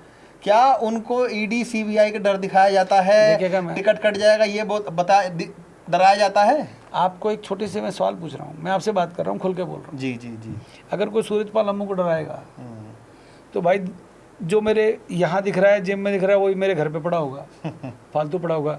ईडी फांसी तो लगा नहीं देगी साहब, ईडी नोटिस लेकिन एक डर बनाया जाता है ना सुनिएगा, कि जेल डाल अब देंगे। डरेगा वो जिसने गलत काम कर रखे होंगे, जिसने चोरी कर रखी होगी, जिसने हराम का पैसा कमा रखा होगा, जिसके पास हराम का पैसा होगा, बेईमानी का पैसा होगा, उनको ना बिल्कुल। डरेगा वो जिन्होंने गलत कार्य कर रखे होंगे। डरने वाले व्यक्ति को राजनीति में आना नहीं चाहिए और बेईमान व्यक्ति को राजनीति में रहने देना नहीं चाहिए। हम योगी का सम्मान करते हैं, मैंने कई बार कहा, आपने सुना भी होगा। जी। क्यों कहा भाई? मैं देश के प्रधानमंत्री का सम्मान क्यों कह रहा हूँ? मेरा देश का प्रधानमंत्री ईमानदार था, है, रहेगा। मैंने अमित भाई शाह को भी बड़े करीब से देखा है, पके हुए व्यक्ति हैं, गृह मंत्री रह चुके हैं गुजरात के, खाते पीते घर के, उनको क्या जरूरत है गड़बड़ करने की, घोटाला करने की? देश का गृह मंत्री है, मैं उनका फैन हूँ। वो अच्छे अच्छे पॉलिटिशियंस को लाइन में ला देते हैं। बिल्कुल। आज शिवसेना को, उद्धव ठाकरे को निपटा दिया ना, आज मायावती की दुकान बंद कर दी ना, आज ममता बनर्जी को घर बिठा दिया ना, राहुल गांधी आज पप्पू बन के घूम रहे हैं ना। तो ये अमित शाह की रणनीति है, उनको हम चाणक्य कह सकते हैं। अब कोई ये क्या चमचगरी कर रहा है, मैं अमित शाह का फैन हूँ, परंतु डरता मैं अपने बाप से भी नहीं। एक बात, अगर योगी आदित्यनाथ ईमानदार नहीं होते तो हम उनका सम्मान नहीं करते। योगी आदित्यनाथ के पास 4 जोड़ी कपड़े हैं साहब, हम उनका सम्मान क्यों ना करें? अगर हम ईमानदार लोगों का सम्मान कर रहे हैं तो इसमें डर नहीं है, इसमें उनका सम्मान इसलिए कि वो ईमानदार है। लेकिन इसमें अमू साहब एक चीज़ ये भी आ जाती है ना कि आरोप ये भी लगते हैं मुख्यमंत्री के ऊपर कि जब प्रशासनिक बदलाव किया जाता है तो उसमें बहुत सारे जो क्षत्रिय समाज के या खाली ठाकुर समाज के अधिकारी हैं उनको पोस्ट कर दिया जाता है, चाहे वो IAS ऑफिसर हों, IPS ऑफिसर हों या जो निचले दर्जे के अधिकारी होते हैं उनकी हो। लेकिन जब तब तो बड़ी वाहवाही लूटी जाती कि देखिए जी क्या कहते हैं, हमारे क्षत्रिय समाज का अधिकारी बन गया है। लेकिन जब उन्हीं क्षत्रिय समाज के लोगों की टिकट कट जाती है तब बिल्कुल मुंह में बिल्कुल शांति छा जाती है, कोई जवाब नहीं निकलता। तो क्या ये दोहरे मापदंड नहीं कहे जाएंगे इनको? 27 जून प्रोपेगेंडा मतलब एक तरीके से। मैं एक आज बहुत बड़ी बात कहना चाह रहा हूँ आपके चैनल पे, मैंने आज कहीं नहीं, मेरा व्यक्तिगत मामला है। 27 जून 2013 को भारतीय जनता पार्टी के एक वरिष्ठ नेता जो आज की डेट में केंद्र में पदाधिकारी हैं, मेरे पारिवारिक मित्र हैं, उन्होंने मेरे रिलेटिव के लिए कहा कि इनको नरेंद्र भाई मोदी याद कर रहे हैं। नरेंद्र भाई मोदी उस समय देश के गुजरात के प्रदेश के मुख्यमंत्री थे जी। भाजपा के बड़े नेता हैं, मेरे मित्र हैं, पारिवारिक मित्र हैं, वर्षों मेरे साथ, मैंने उनके साथ काम किया संगठन में। उन्होंने कहा वो उनको बुला रहे हैं। मैंने कहा वो तो अन्ना हजारे के भक्त हैं और वो कहा नहीं उनको बुला रहे हैं। मैं आपको नाम बता दूंगा और आपके चैनल पे बता रहा हूँ, कहीं बताता नहीं क्योंकि आप नरेंद्र सिंह पुराने साथी हैं मेरे। पूर्व general VK Singh, ex army chief general VK Singh उस समय अन्ना हजारे के साथ देश के लिए 2012 की बात है ये, तो 2013 27 जून की बात है। नरेंद्र भाई मोदी से मिलाने के लिए भाजपा के एक नेता जिनका नाम ओम प्रकाश धनखड़, जो भाजपा में आज राष्ट्रीय मंत्री है, वो नरेंद्र भाई के पास जनरल VK सिंह को लेकर गए जी। जनरल VK सिंह निहायत ईमानदार और बड़े प्रखंड विद्वान है और जनरल रहे आर्मी के पूरे हिंदुस्तान के, तो बहुत बड़ा गौरव है और मेरे साथ वो बहनोई लगते हैं। तो जब उनको वहाँ लेकर गए गांधीनगर मुख्यमंत्री निवास पर, तो 2 से ढाई घंटे नरेंद्र भाई मोदी की उनके साथ बैठक हुई। जब वहाँ से आए तो नरेंद्र भाई मोदी के बारे में मेरे दोस्त ने कहा कि नरेंद्र मोदी 2.5 घंटे जनरल VK सिंह के साथ बैठे। ये अंदर की बात है, मैंने आज आपके चैनल पर इसलिए कह रहा हूँ, कभी ना कभी तो बात सही बात है। जनरल साहब बहुत ईमानदार व्यक्ति, मेरी खुद की मुलाकात उनसे हुई है, मैं उनको सैल्यूट करता हूँ। और आज वो राज्यपाल हैं एक राज्य के जी। उनको गाजियाबाद से इन लोगों ने टिकट दी जहाँ से राजनाथ सिंह सांसद बनते थे। जी जी जी। 10 लाख से अधिक वोट उनको मिली, 5 लाख के अधिक मार्जिन से वो जीते, 7 लाख के कुछ मार्जिन से जीते थे। हाँ, और दूसरी बार भी वो सांसद बने, केंद्र में मंत्री रहे। परंतु ऐसी क्या आफत आ पड़ी कि एक ऐसे इंटेलिजेंट व्यक्ति को, एक ऐसी पर्सनैलिटी को जिसको पूरा वर्ल्ड जानता है, जब जब देश पर संकट आया उसी जनरल VK सिंह ने विदेश में फंसे भारतीयों को लाने का काम जी जी इस भारत इससे सरकार आप के लिए- क्या क्या कहना चाहते मैं हैं? कहना नहीं चाहता हूँ, मेरा दर्द है। जिस जनरल वीके सिंह को हमारे माध्यम से आप भारतीय जनता पार्टी में लेकर आए, आपने 2 बार सांसद बनाया, ऐसी क्या आफत आ गई कि जनरल वीके सिंह को आपने एक छोटे से मेरा सवाल राज्य भी का तो छोटे से राज्य का गवर्नर बनाया। मेरा सवाल भी तो इसी इसी उसी में ये था। दर्द है साहब मेरा। क्यों जवानी दब जाती मेरा है? जनरल- मेरा जन- अधिकारी जब होते हैं तो खुशी मनाते नहीं हैं। नहीं, जनरल वीके सिंह नहीं बोलेंगे, क्योंकि वो इतने निहायत ही सीधे आदमी हैं, वो देश के लिए मर मिटने वाले हैं, वो इस देश की माटी से जन्मा हुआ। वीके सिंह एक अलग शख्सियत रही हैं, लेकिन हम बात कर रहे हैं उत्तर प्रदेश के उन विधायकों की, उन मंत्रियों की जो ये तो खुलकर बोलते हैं। क्या वो व्यक्ति गाजियाबाद उत्तर प्रदेश में नहीं आता जहां से सांसद बने 2 बार? उनकी जगह जिस व्यक्ति को सांसद बनाया गया, मैं कहना नहीं चाहता, बहुत सारी लंबी बात चली जाएगी, गलत ऐसे अनेक पार्टी डिसीजन था अपना। मैं आपसे यार, पार्टी जब मर्जी आए जो डिसीजन कर दे, डिसीजन करने वाले क्या अपना व्यक्तिगत स्वार्थ देखते हैं वहाँ? मैं ये नहीं कहता कि जनरल साहब नाराज हैं, बिल्कुल नहीं। उनको तो जहाँ काम दे दोगे वो करेंगे, क्योंकि राष्ट्रभक्त आदमी है, देशभक्त आदमी है और जमीन से जुड़े व्यक्ति है। परंतु ऐसे अनेकों अनेक लोग जो आज इन्होंने घर बिठा दिए, मैं कहना नहीं चाहता अनुराग ठाकुर के बारे में, नड्डा साहब आपसे ज़्यादा काबिलियत रखता है अनुराग ठाकुर, आपसे ज़्यादा काबिलियत रखता है राज्यवर्धन सिंह राठौर। मैं नाम नहीं लेना चाहता था, परंतु आज ले रहा हूँ मजबूरी में। वो कभी नहीं बोलेंगे, वो अनुशासित लोग हैं, फौजी आदमी हैं। क्या आफत आ गई? कैसी राजनीति कर रहे हो? चुन चुन कर एक जाति विशेष के लोगों को ठिकाने लगा रहे हो। अरे किसी को तो बोलने दो भाई। क्योंकि मीडिया में यही बात जाती है मुसाब की ठाकुरवाद का शोर मचाने वाले, ठाकुरवादी राष्ट्रवाद हो जाते हैं। हमारे रगों में जितेंद्र जी राष्ट्रवाद है। हम पैदा ही इस राष्ट्र की सेवा के लिए हुए। तो धर्म में पैदा हुए हैं, हमारी गलती है क्या? कोई गलती नहीं है। फिर राम राजपूत थे, क्षत्रिय थे, गलती है क्या? भगवान कृष्ण तोमर वंश के थे, तंवर वंश के, उनकी गलती है क्या? सिद्धार्थ गौतम बौद्ध बन गए, उनकी गलती है क्या? महावीर जैन क्षत्रिय थे, उनकी गलती है क्या? लेकिन आज की डेट में शायद क्षत्रिय होना गलती है। देखो, जिनको गलती लगती होगी। अपने को तो बस सब गर्व है, अपने को क्षत्रिय होने में और राम के वंश में, राम के कुल में पैदा होने पर गर्व है। अपने हर व्यक्ति को गर्व है, क्योंकि हम लोग इस राष्ट्र की सेवा के लिए पैदा हुए हैं। हम छात्र धर्म को अपनाते हैं। छात्र धर्म का मतलब है गरीब, असहाय और निर्धन लोगों की रक्षा करने वाले क्षत्रिय है। तो हमें तो गर्व है। और हम कभी जात पात की बात नहीं करते, हम राष्ट्रवाद की बात करते हैं। परंतु आज हमारे लोगों को चुप कर दिया गया। वो चुप क्यों हो गए ये वो जाने। परंतु मेरा दर्द है, मैं आज स्टेट मिरर पे पहली बार अपने दिल की बात कह रहा हूँ। मैं बड़ा गहरा आदमी हूँ। मैंने इतने वर्ष काम किया, मैंने कभी ना राजनीति में टिकट मांगी, ना मैंने कभी कोई पद मांगा। जितने केंद्र में मंत्री हैं अनेकों अनेक मेरे घर पे रहे हैं, सालों मेरे घर पर रहकर उन्होंने मेरे साथ मित्रता के कारण रहे हैं। वो मैं उनका प्यार करता हूँ, वो मेरे को रिस्पेक्ट देते हैं। कई नालायक हो गए, कई एहसान फरामोश हो गए, परवाह नहीं। पीठ में छुरा भोंक दिया? नहीं, मैं कभी गलत बात नहीं करूँगा। पीठ में ठाकुर सूरजपाल सिंह की पीठ है, किसी की औकात नहीं पीठ की तरफ देख ले, जबड़ा निकाल देते हैं। पीठ में छुरा घोंपेगा वो। मैं कोई पृथ्वीराज चौहान हो गया उसकी बातों में आ जाऊँगा? मैंने बहुत ठोक बजाकर लोगों को देखा है, परंतु मैंने भाजपा की दिल से सेवा की थी। परंतु यहाँ पर चमचागिरी चापलूसी नहीं, चमचागिरी चापलूसी है। अब दर्द मिल रहा है, चमचागिरी चापलूसी। अब संघ में भी जातवाद है। अब संघ में भी विश्व हिंदू परिषद में आलोक जी, अरे बोलो ना आलोक जी, अंतर्राष्ट्रीय अध्यक्ष हो विश्व हिंदू परिषद के, इस्तीफा दे दो ना, नहीं संभाला जा रहा। तुम्हारे चेले चपाटे बोर्ड लगा रहे हैं, टुन्नू यादव घर के बाहर बोर्ड लगा रहा है, विश्व हिंदू परिषद टुन्नू यादव, रामकिशोर यादव। अरे विश्व हिंदू परिषद वो कर रहा है, मैं कार्यकर्ता हूँ। चोरी कर रहे हैं, डाका डाल रहे हैं, राम के दान का पैसा खा रहे हैं साहब। कोई तो बोलेगा। आप जो दर्द अपना दिखा रहे हैं, मैं दर्द नहीं दिखा रहा, मतलब मन की पीड़ा है। मैं सच, आपके मन की जो पीड़ा है, के सामने सच रख रहा हूँ। आपके मन की जो पीड़ा है, इस मिरर के सामने, इस आईने के सामने सच्ची बात रख रहा हूँ। और रख इसलिए रहा हूँ साहब, इतनी साल की उम्र हो गई, 2-4 साल जिएंगे तो जिएंगे, नहीं तो भगवान के पास जाके ये नहीं कह सकते कि मैंने अपनी बात नहीं रखी।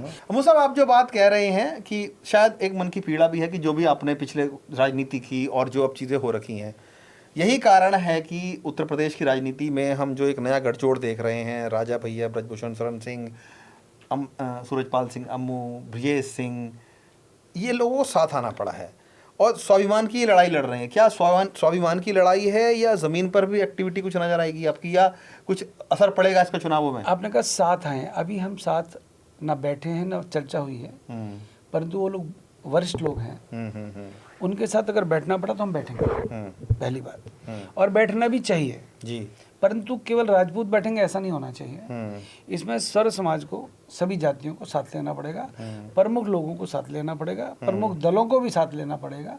हम लोग आज चौड़े होके अगर हम मान लो भाजपा को नुकसान देने लगे तो फायदा किसको होगा? इसमें ये वाला विषय है। हम जोश जोश में होश नहीं खोना चाहते। नहीं तो हम भाजपा के विरोधी नहीं है, मैं फिर बोल रहा हूँ आपको, हम भाजपा के कुछ नेताओं के विरोधी हैं। कोई भी पॉलिटिकल पार्टी बुरी नहीं होती, व्यक्ति बुरा होता है। मैं कह रहा हूँ, मैं भाजपा की पंचनिष्ठाओं की बात करता हूँ। आज जो नए नए आ रहे हैं ना, ये टीएमसी के जो आए हैं, जो दल बदलू, ये क्या श्यामा प्रसाद मुखर्जी के बारे में जानेंगे साहब? इन्होंने कभी श्यामा प्रसाद मुखर्जी का नाम नहीं सुना होगा? सुना नहीं होगा। जो श्यामा प्रसाद मुखर्जी बलिदान हुआ कश्मीर के ऊपर, हम तो नारे लगाते थे, जहाँ हुए बलिदान मुखर्जी, वो कश्मीर हमारा है, जो कश्मीर हमारा है वो सारे का सारा है। और ये तो सिर्फ ममता बनर्जी का आगे चलते भी नहीं थे। लेकिन सवाल मेरा इसमें यही है वो साहब कि सारे क्षत्रिय समाज के लोग अगर एक साथ मंच पर आ रहे हैं, क्या चुनाव से पहले ऐसा होता हुआ नजर आएगा? मुझे लगता है कि जात पात की राजनीति से एक जाति, मैं एक समाज की बात कर रहा हूं, मैं आपसे कह रहा हूँ, समाज के लोगों को एक जाजम पर आना चाहिए। और योगी भी मेरे ही समाज के। जी बिल्कुल। तो योगी जी को बुलाना, नाराजगी तो हो रही है ना, योगी जी को बुलाना चाहिए, राजनाथ जी को बुलाना चाहिए। हम राजनाथ जी की बात को नहीं टाल सकते। बिल्कुल। राजनाथ जी ने एक बार अगर हमें रात को 12 बजे भी कह दिया, अरे बैठ के बातें करनी, आ जाओ भाई, तो सब कुछ जाएंगे और जाना भी चाहिए। योगी आदित्यनाथ को लगता है कि हाँ सचमुच मुझे राजपूतों की जरूरत है। अगर यादवों की जरूरत अखिलेश को है, मायावती को अगर दलित भाइयों की जरूरत है, चंद्रशेखर रावण को अपने लोगों की जरूरत है, अगर AIMIM को, ओवैसी साहब को अपने मुस्लिम भाइयों की चिंता है, तो और अगर हमारे समाज के नेताओं को लगता है कि अपने समाज के प्रमुख लोगों को, समझदार लोगों को बिठाना चाहिए, तो बैठना चाहिए। परंतु राजनीति में कभी भी एक जाति से चुनाव ना लड़ा जाता है, ना ही लड़ना चाहिए, ना ही सपने देखने चाहिए। मुंह के बल गिरोगे। सर्व समाज का सम्मान करते हुए सभी को साथ लेकर चलना चाहिए, चाहे वो ब्राह्मण हो, दलित हो, पिछड़ा हो, अगड़ा हो, कोई भी जाति का व्यक्ति हो, चाहे वो यादव हो, वो हमारे दुश्मन नहीं है। करनी सेना में अनेक यादव भिन्न भिन्न पदों पर हैं। करनी सेना के अंदर पंजाबी भी हैं, ब्राह्मण भी हैं, दलित भी हैं, बहुत सारे लोग हैं। जो राजपूत करनी सेना, राष्ट्रीय राजपूत करनी सेना है, वो लोगों को भी अभी समझ में आ गया है, मेरे मित्रों को, चाहे वो महिपाल सिंह मकराना हो, चाहे जीवन सिंह शेरपुर हो, चाहे वो अन्य लोग हों, उनको भी, चाहे वो शीला सिखाओ तो मेरी छोटी बहन, उनको भी समझ में आ गया कि एक जाति से अब काम नहीं चलेगा, नहीं सोचना भी नहीं चाहिए। ये ब्राह्मण समाज को पता चल गया है कि भगवान परशुराम का सम्मान तभी होगा, तभी सभी समाज को आप साथ लेकर चलोगे, क्योंकि ब्राह्मणों का सभी सम्मान करते हैं, सभी जातियों का सम्मान करते हैं। और मैं एक बात और कहता हूँ जी, देश की आज़ादी के समय 1947 में जिन पश्चिम पंजाब के लोग, जो बंटवारे के समय हिंदुस्तान में जो पंजाबी लोग आए, उस पंजाबियों में सभी जातियाँ थी, परंतु जो प्रमुखता से कह रहा हूँ पंजाबी समाज के लोग हैं, उन्होंने दर्द सहा है, उनकी बात को रखने वाला कोई नहीं है जी। उनको भी साथ लेना चाहिए, उनके भी गरीब लोगों की चिंता को करना चाहिए, उन्हीं के भी दर्द को समझते हो, उनके भी नेताओं को साथ लेके आगे चलना पड़ेगा, तभी बात बनेगी। अम्मू साहब, एक सवाल छात्रों को लेकर है मेरा, आपने भी उसकी बड़ी मुखरता से आवाज़ उठाई। UGC बिल की मैं बात कर रहा हूँ, जिसमें हमने देखा कि एक उबाल आया था और UGC बिल को लेकर ऐसा लगा कि जैसे कि जो सवर्ण समाज के छात्र हैं उनको शायद बिल्कुल ख़त्म करने की बात कही जा रही है, शिक्षा को लेकर ख़ास तौर से। क्या आपको लगता है कि सरकार ने ये जानबूझ के किया ताकि जो OBC वोट बैंक है, दलित वोट बैंक है, उसको और ज़्यादा पुख्ता कर लिया जाए? सवर्ण समाज का वोट बैंक तो उनके साथ है ही। ईमानदारी से जवाब दूँ? बिल्कुल ईमानदारी से जवाब ये है, मैं भाजपा के, क्योंकि मैं भाजपा का प्रवक्ता रहा हूँ, भाजपा का मीडिया कोऑर्डिनेटर भी रहा हूँ मैं, मेरे भाजपा के अनेक वरिष्ठ प्रवक्ताओं से बात हुई है। वो नहीं जो अभी जो सिस्टम है पूना वाला टाइप, उस टाइप के नहीं, अनेक वरिष्ठ प्रवक्ताओं से बात हुई है। ये कहीं ना कहीं त्रुटि रही है, ये कहीं ना कहीं शिक्षा मंत्री HRD मिनिस्टर धर्मेंद्र प्रधान की, इसमें मैं गलती कहूँगा या अनदेखी कहूँगा या लापरवाही कहूँगा। ये या यूजीसी सोची समझी साजिश? नहीं, इस समय मैं बता रहा हूँ आपको, मेरी जो भाजपा के अनेक वरिष्ठ पदाधिकारियों से बात हुई है, यहाँ पर कहीं ना कहीं चूक हुई है। यहाँ पर दिग्विजय सिंह अपना खेल खेल गए, जो समिति के अध्यक्ष थे। यहाँ पर 16 सांसद भाजपा के थे और 14-15 के सांसद अन्य दलों के थे। मुझे कम से कम 16 में से भाजपा के 10 से 12 सांसदों से बात हुई है और दलों के सांसदों से बात हुई। वो कहते हैं हमें पता ही नहीं था। ये बहुत बड़ा दुर्भाग्य है कि ऐसी कमेटियों में ऐसे लोग लिए जाते हैं जो बिल को पढ़ते भी नहीं है। ये यूजीसी का बिल इनके लिए लेगर हो गया। इनको धर्मेंद्र प्रधान को तुरंत प्रभाव से रीसफल अगर होता है तो धर्मेंद्र प्रधान को उनके पद से हटाकर कोई और विभाग देना चाहिए। वो शिक्षा मंत्री बनने लायक व्यक्ति नहीं है। युवा, आपने कहा ना, युवा छात्र देश का आज की डेट में सीबीएसई वाले मसले को देखकर, नीट वाले मसले को देखकर और या यूजीसी के विषय को देखकर आज वो धर्मेंद्र प्रधान को पसंद नहीं कर रहा। उसमें भारतीय जनता पार्टी के केंद्र के वरिष्ठ लोगों को भी, भाई खासतौर पे अमित भाई शाह को और देश के प्रधानमंत्री को ये विचार करना पड़ेगा कि धर्मेंद्र प्रधान जैसा व्यक्ति इस वाले पद पर नहीं रहना चाहिए। आपने स्मृति ईरानी को बिठाया, चाहे वो 12वीं फेल थी, उसका भी मामला चल गया, वो चला गई जितने दिन उन्होंने चलाया। परंतु धर्मेंद्र प्रधान जैसा पढ़ा लिखा व्यक्ति, क्योंकि मैं अखिल भारतीय विद्यार्थी परिषद के समय से, जब मैं कॉलेज के अंदर छात्र राजनीति में था, मैं विनोद तावड़े की बात कर रहा हूँ, मैं जेपी नड्डा की बात कर रहा हूँ, मैं मल्लिका नड्डा की बात कर रहा हूँ, मैं ओम प्रकाश धनखड़ की बात कर रहा हूँ, मैं सुरजपाल अम्मू, उस समय इनको अपना बहुत बड़ा नेता मानता था अखिल भारतीय विद्यार्थी परिषद में। ऐसे लोग जो विद्यार्थी जीवन से निकलकर केंद्र की राजनीति तक आए हैं, वो व्यक्ति विद्यार्थियों के साथ अनर्थ कर सकते हैं। मुझे इस पर बहुत बड़ा आश्चर्य हुआ और कि धर्मेंद्र प्रधान जैसा व्यक्ति जो स्वयं अखिल भारतीय विद्यार्थी परिषद से निकलकर यहाँ पहुँचा है, वो ये गलती उससे कैसे हुई? कहीं ना कहीं लकूना है, कोई राजनीति कर गया, छात्र नाराज बैठे हैं, छात्रों वोट बैंक को साधने के लिए ये हो गया। मुझे लगता है इससे वोट बैंक सधा नहीं है, नुकसान हो रहा है। ये मेरा तजुर्बा कहता है राजनीतिक जीवन का। छात्रों को जो जिसने भी नाराज किया, विश्वनाथ प्रताप सिंह मंडल कमीशन लेकर आए, घर बैठ गए। आज पता नहीं है कि देश का प्रधानमंत्री कभी कोई विश्वनाथ प्रताप सिंह भी हुआ करता था। वो मेरा ही क्षत्रिय समाज से तो था। जिसने युवाओं से पंगा लिया, जब युवा देश का सड़कों पर उतरा, आप उनको प्रदर्शन ना करने दो। कॉकरोच पार्टी, मैं उसी पे आ रहा हूँ बिल्कुल। हाँ, ये कॉकरोच पार्टी जो सीजेपी और जो ये बनी है, ये कहाँ से निकल गई?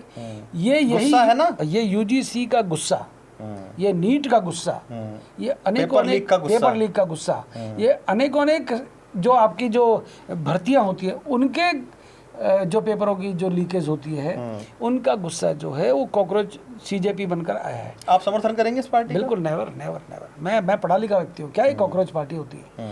जो लोग इसके पीछे हैं मैं उनको भी जानता हूँ। लेकिन इसमें एक सवाल अमू साहब मेरा ये भी, क्योंकि अब आरएसएस से जुड़े रहे हैं, 10 साल की उम्र में आरएसएस ज्वाइन की थी, आपने खुद जिक्र किया, हमने भी इस बात की जानकारी है।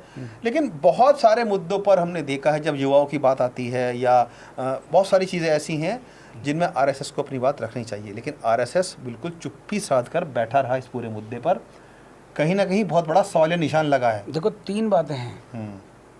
माननीय मोहन भागवत जी संघ के संघ चालक हैं। उन्होंने ब्राह्मणों के बारे में आपत्तिजनक टिप्पणी की। उन्होंने एक बार ये कहा था कि आरक्षण समाप्त होना चाहिए। बिल्कुल। अब वो कहते हैं आरक्षण समाप्त कभी नहीं होना चाहिए। उनके बहुत सारे मैनेजर कॉन्ट्रैक्ट करते हैं। हाँ, मोहन भागवत जी को मुझे लगता है स्वयं अब संघ के संचालक पद से हट जाना चाहिए। संघ एक बहुत शक्तिशाली संगठन है, हम सभी उनका सम्मान करते हैं। बिल्कुल। संघ में जिस प्रकार के लोग हैं, निष्ठावान समर्पित प्रचारक हैं, संगठन आज भी वो ये कहते होंगे विश्व का सबसे बड़ा, मैं नहीं मानता, परंतु संघ एक ईमानदार लोगों का एक संगठन है। परंतु अब संघ में भी कुछ लोग ऐसे आ गए हैं जिनको सोचना पड़ेगा।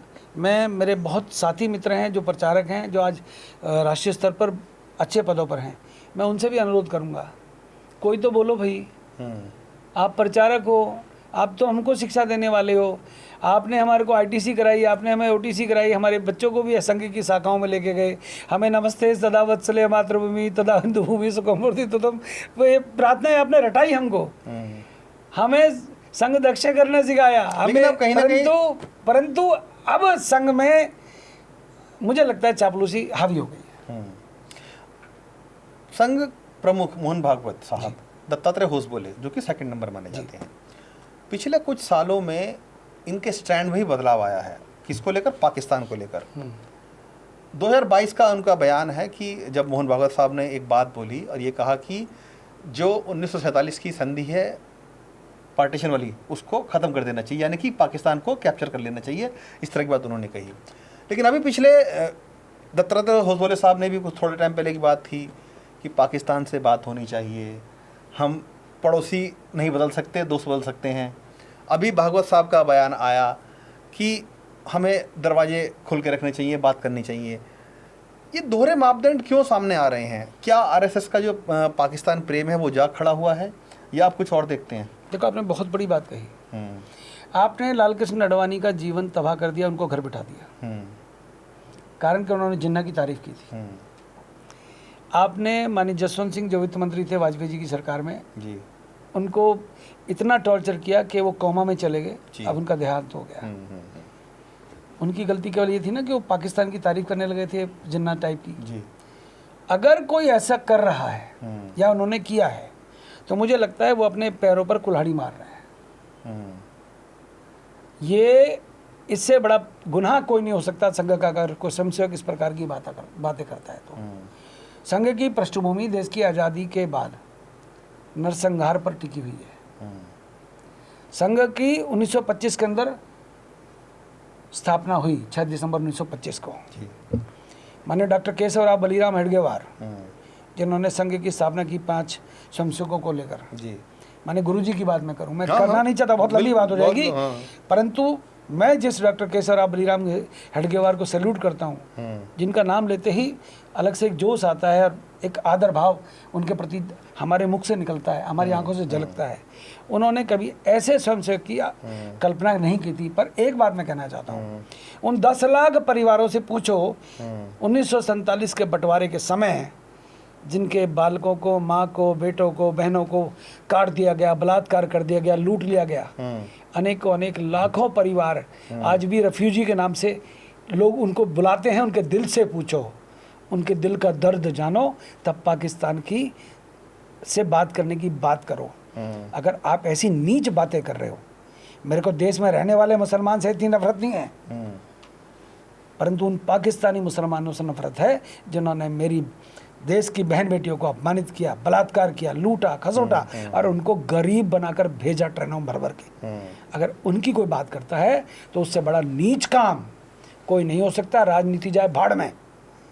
अगर कोई पाकिस्तान के बारे में बात करता है तो ना मैं कारगिल को बात करने के दरवाजे खुले रहने चाहिए। ना मैं 65 को बोला हूँ, ना मैं 71 को बोला हूँ, मैं फौजी के रात, ना कारगिल को, ना मैं कारगिल को बोला, ना बालाकोट। मैं कैसे भूल रहा हूँ? मैं पहलगाम को कैसे भूल रहा हूँ साहब? मेरे फादर आर्मी के अंदर सिपाही थे। मेरे सैकड़ों परिवार के लोग आज भी सेना में हैं। मेरा अभी मेरा एक भतीजा लेफ्टिनेंट कर्नल बना है 4 दिन पहले। मैं कैसे साहब, कैसे मान जाऊं? मैं देखता हूं, मेरा गांव है भौंडसी गांव है। उस गांव भौंडसी गांव से हर घर में से 2 फौजी हैं। ऐसे अनेकों गांव हैं, वहां पर शहीदों की ऐसे सूची बनी हुई है, जहाँ पर माने अडवाणी जी, योगी जी, मोदी जी अनेकों बार गए, वहाँ सैल्यूट करके आए और वहाँ पर पुष्प अर्पित करके। लेकिन एक सवाल अमू साहब, आज ये पाकिस्तान की कैसे बात कर सकते? उसी को थोड़ा चर्चा आगे बढ़ा रहा हूँ आपसे मैं। आरएसएस जो है ना, अब अपने आप को जिस तरीके से उनकी बयानबाजियाँ आती हैं, क्योंकि सब जानते हैं, एक चर्चा ये भी आई कि आरएसएस अपना विस्तार कर रहा है। अमेरिका में उन्होंने बहुत ज़्यादा अपने संगठन को मजबूती दी है और बहुत काम वहाँ पर किया है विदेश में रह के, ताकि जो भारतीय हैं उनको और जोड़ा जाए। बहुत सारा काम हो रहा है। अब अमेरिका जो कि पाकिस्तान के बेहद करीबी आ रखा है इस टाइम, पाकिस्तान जो कि शांति वार्ता की बात अब कर रहा है और हम देख रहे हैं कि आतंकवादी देश शांति वार्ता की बात कर रहा है। भारत ने हालांकि वो उस पर कोई स्टैंड अपना लिया नहीं था युद्ध में, लेकिन चर्चाएं ऐसी आ रही हैं कि अमेरिका और आरएसएस की जो एक गठजोड़ बन रहा है अमेरिका में ख़ास तौर से, पाकिस्तान ने अमेरिका को रिक्वेस्ट की कि शांति वार्ता के लिए रास्ते खुलवाइए, कुछ ऐसा डोर ओपन होना चाहिए, क्योंकि पाकिस्तान इस टाइम बिल्कुल बुरी हालत में है और भारत ने बातचीत बंद की हुई है। अंतर्राष्ट्रीय स्तर पर आरएसएस शायद अपने आप को एक ग्लोबल थिंक टैंक के तौर पर दिखा रहा है और शायद ये उसी की एक कवायद है। लगातार जिस तरह के बयान आ रहे हैं कि भारत को रास्ते खोलने चाहिए और तरह तरह की चीज़ें ऐसे सामने आई हैं। क्या आपको भी लगता है कि अब आरएसएस की जो एक प्रणाली थी राष्ट्रवाद की थी वो अब ग्लोबल स्तर पर जा रही है और ग्लोबली भी अपने आप को पहचान दिलाने की कोशिश कर रहे हैं? उसी का ये एक है कि अमेरिका थोड़ा सा उनसे बातचीत करता है, प्रेशर बनाता है एक कि भाई मोदी साहब से बात कीजिए, एक रास्ता तो कोई ना कोई खोलना पड़ेगा ना। जितेंद्र, आपको मालूम है कि अब आपने जैसे कहा कि अंतर्राष्ट्रीय स्तर पर राष्ट्रीय स्वयंसेवक संघ अपनी पहचान बना रहे हैं, आपको मालूम है कि अमेरिका के अंदर आरएसएस नाम लेना बैन था पहले, अभी भी बैन है, अभी चालू है सर। राष्ट्रीय स्वयंसेवक संघ के नाम से अभी वहाँ पर अभी भी कोई नहीं कहता अपने आप को। करनी सेना अंतर्राष्ट्रीय स्तर पर काम कर रही है। शिकागो में करनी सेना का कार्यालय है। अनिल सिंह गोरखपुर के हैं जो वहाँ के अध्यक्ष है करनी सेना यूएस के। वंदना सिंह वहाँ की राष्ट्रीय महामंत्री संगठन है और हमारे वहाँ पर अनेक पदाधिकारी शिकागो में रहते हैं। मैं वहाँ के अनेक मित्रों से मिलता हूँ। डॉक्टर भरत बराई जो माननीय मोदी जी के बहुत करीबी हैं, मैं उनके साथ अभी एक स्वामीनारायण मंदिर के इनॉग्रेशन में गया था। वहाँ पर संघ के लोगों की क्या हालत है मुझे पता है। आज भी शिकागो के अंदर संघ का स्वयंसेवक वहाँ के पाकिस्तानियों से डरता है और वो हिंदू संघ करके एक संगठन उन्होंने बना रखा है, उसके नाम से रहते हैं। एक मिस्टर मल्होत्रा है जनकपुरी के, यूपी के, दिल्ली के, और एक मेरे दोस्त हरिंदर जी, उनकी अभी लास्ट वीक डेथ हुई। हरिंदर जी ठाकुर थे। मैंने बहुत सारे कार्यकर्ताओं को वहाँ देखा है। ये जो हम लेकिन चर्चा ऐसी है कि मैं बता रहा हूँ, जो दूर के ढोल है ना सुहावने दिखते हैं, सच्चाई कुछ और है। आज भी वहाँ पर पाकिस्तानियों को अब हल्का मत समझना। वैसे भी चाहे न्यूयॉर्क की बात करो, अब न्यूयॉर्क का जो मेयर बनाया कौन बनाया? एक मुसलमान बनाया ना। उसकी मदर कौन है जो हिंदुस्तान में फिल्में बनाती है, परंतु वो समर्थक किसका? पाकिस्तान का। वो भारत का समर्थक नहीं है। वहाँ का जो मेयर बना है वो भारत, ममदानी जिसको, हाँ, वो यहाँ का समर्थक नहीं है। वो उसकी माता जी यहाँ की हैं, परंतु बाप वो अभी भी पाकिस्तान को मानता है। ऐसा है कि आपको जितना ट्रंप को खुश करना करिएगा, परंतु पाकिस्तान से संबंध ये कह के करना कि हमें अंतर्राष्ट्रीय स्तर पर संघ को वही काम करना चाहिए जो संघ के जिम्मे हैं। उनको जो काम नरेंद्र भाई मोदी के हैं वो काम उनको करने दो ना। आज भी G7 के हम लोग सदस्य नहीं बन पाए। आज भी G7 के हम लोग सदस्य नहीं है। हमको वो आमंत्रित करते हैं। जी बिल्कुल, गेस्ट के तौर पे। गेस्ट के तौर। क्यों भाई? अरे तुम पहले G7 के मेंबर तो बन जाओ ना। खूब बनना, खूब अपना विश्व शांति पुरस्कार लेना, क्या दिक्कत है? परंतु ये कह के पाकिस्तान से संबंध बढ़ाने की, पींगे बढ़ाने की बात, जो ये पींगे बढ़ाना शब्द बोल रहा हूँ मैं, पींगे जिनको बढ़ानी है बढ़ाएं, परंतु वो कम से कम संघ के लोग ना बढ़ाएं, क्योंकि संघ का एक समुदाय ऐसा है, समुदाय विशेष, जिन्होंने देश की आज़ादी के बाद कुर्बानियाँ दी हैं। उन लोगों का दिल कम से कम दुखाने का काम राष्ट्रीय स्वयंसेवक संघ के वरिष्ठ लोग ना करें। सूरज जी, आप चर्चाओं में तो हमेशा रहे हैं, हमने देखा है, चाहे वो आपकी राजनीतिक समझ की बात हो या व्यक्तिगत विचार हो या अपने समाज के लिए बातें हो, आपके बहुत सारे ऐसे बयान भी हैं जो बहुत ज़्यादा चर्चाओं का विषय बने हैं। मैं उन पर थोड़ी चर्चा करना चाहता हूँ अगर आपकी इजाज़त हो तो। पद्मावत मूवी को लेकर आपने बहुत विरोध किया था, क्या वाकई में वो विरोध था या कोई नहीं हम मूवी रिलीज़ नहीं होने देंगे? बहुत सारे बयान उसको अपने अल्टीमेटम तक दे दिए थे आपने, क्या था वो, थोड़ा बताइए ज़रा। मैं सच बताऊं, मैंने 8 साल पद्मावत मूवी नहीं देखी जी, परंतु जिन्होंने देखी उन्होंने मेरे को पद्मावत मूवी के बारे में बताया कि ऐसा कुछ नहीं है। मुझे इवन अनुराग ठाकुर ने भी कहा कि एक और फिल्म देखनी चाहिए। माननीय जी ने भी मुझे कहा कि फिल्म देखो। हमने कभी उनका कहना नहीं माना, क्योंकि उस समय जनून सवार था, हमें विरोध करना है। परंतु देश का जो कानून है, सेंसर बोर्ड का जो नियम है, कानून है, वो बड़ा सख्त है। वो किसी की सुनता नहीं। सुप्रीम कोर्ट भी कहता जाओ पहले कानून को बदलवा के आओ। आजकल फिल्में पैसे कमाने का जरिया हो गया, चाहे वो पद्मावत हो, चाहे वो मणिकर्णिका हो, चाहे अन्य मूवीज़ हों। किसी की भावनाओं को आहत करके फिल्म नहीं बननी चाहिए, पहली बात तो ये है। दूसरा, विरोध करने की जहाँ तक बात, क्या भावनाएं आहत हुई थी? निश्चित तौर पर उस समय आहत हुई थी जब कट लगे थे। क्योंकि अनुराग भाई की इसलिए बात कर रहा हूँ, अनुराग ठाकुर की, कि उस समय डिपार्टमेंट उनके पास, INB मिनिस्टर थे वो, उन्होंने कम से कम 150 कट उस फिल्म के अंदर लगवाए। और अब जो मुझे मेरे बच्चे बताते हैं कि फिल्म बहुत अच्छी बन गई है और पापा आपको देखनी चाहिए, मेरा बेटा कहता है कि पापा देखनी चाहिए, तो मैं कई बार कहता हूँ कि इतना बड़ा विरोध चला था, मैं उस फिल्म को देखने से बचता हूँ। और शायद उस विरोध ने आपको पूरे राष्ट्रीय पटल पर स्थापित कर दिया था, अंतर्राष्ट्रीय स्तर पे। मैं न्यूयॉर्क क्या टाइम्स, ये एक स्टंट भी था? मैं स्टंट नहीं कहूँगा, परंतु मेरी भावनाएं थी। परंतु मैं न्यूयॉर्क टाइम्स में भी छपा उस समय। जी जी जी। मैं टाइम मैगजीन में भी मैं शायद छपा हूँ, ऐसा मुझे किसी ने कहा। परंतु अंतर्राष्ट्रीय स्तर पर मुझे ख्याति मिली तो उस फिल्म के विरोध के कारण मिली। और मुझे कई बार लगता है कि ये विरोध बहुत बड़ा हो गया था। मैंने चित्तौड़गढ़ देखा नहीं था। मैं जब जेल में इन्होंने मुझे बंद कर दिया गया, तो उन दिनों 26 जनवरी के आसपास की बात है, तो उन्होंने मुझे गिरफ्तार करके जेल में डाला था, ज़बरदस्ती जेल में डाला था, क्योंकि उस समय के तत्कालीन मुख्यमंत्री मनोहर लाल खट्टर थे। कभी हमारी उनसे तड़क भड़क थी तो उन्होंने अपना बदला उतारा था, हमारे को 4-5 दिन जेल में रखा था। तो हम जेल से निकलते चित्तौड़ गए थे, और जहाँ रानी पद्मिनी ने 16,000 वीरांगनाओं के साथ जौहर किया था, मैं उस स्थान पर गया तो मैंने मेरे शरीर के अंदर उस समय कंपन महसूस की थी। उस जौहर स्थल की ताकत को मैंने महसूस किया था। तो निश्चित तौर पे वीरांगनाओं का और वीरों का अपमान फिल्मों के माध्यम से नहीं होना चाहिए। ये मेरा दर्द उस समय भी था, आज भी है। इतिहास के ऊपर फिल्म बनाओ, लेकिन आपने परंतु किसी की भावना को हाथ कर। लेकिन आपने जो उसमें बयान दिया था कि 10 करोड़ रुपए का इनाम रख दिया था, उस पर सिर काटने की बात कह दी थी आपने, उसको क्या लगता है कि कानून के दायरे में रहते हुए वो बयान ठीक था आपका? मुझे घर में डांट पड़ी थी, 10 करोड़ कहाँ से लाओगे? मैंने कहा जमीन को बेचेंगे। तो उस समय तो जमीन बिकने की नौबत आ गई थी। तो मुझे याद है मैंने कमिश्नर पुलिस गुड़गांव को फ़ोन किया था। उस समय तो किसी अननोन नंबर से फ़ोन आया कि भैया हम कर दें काम।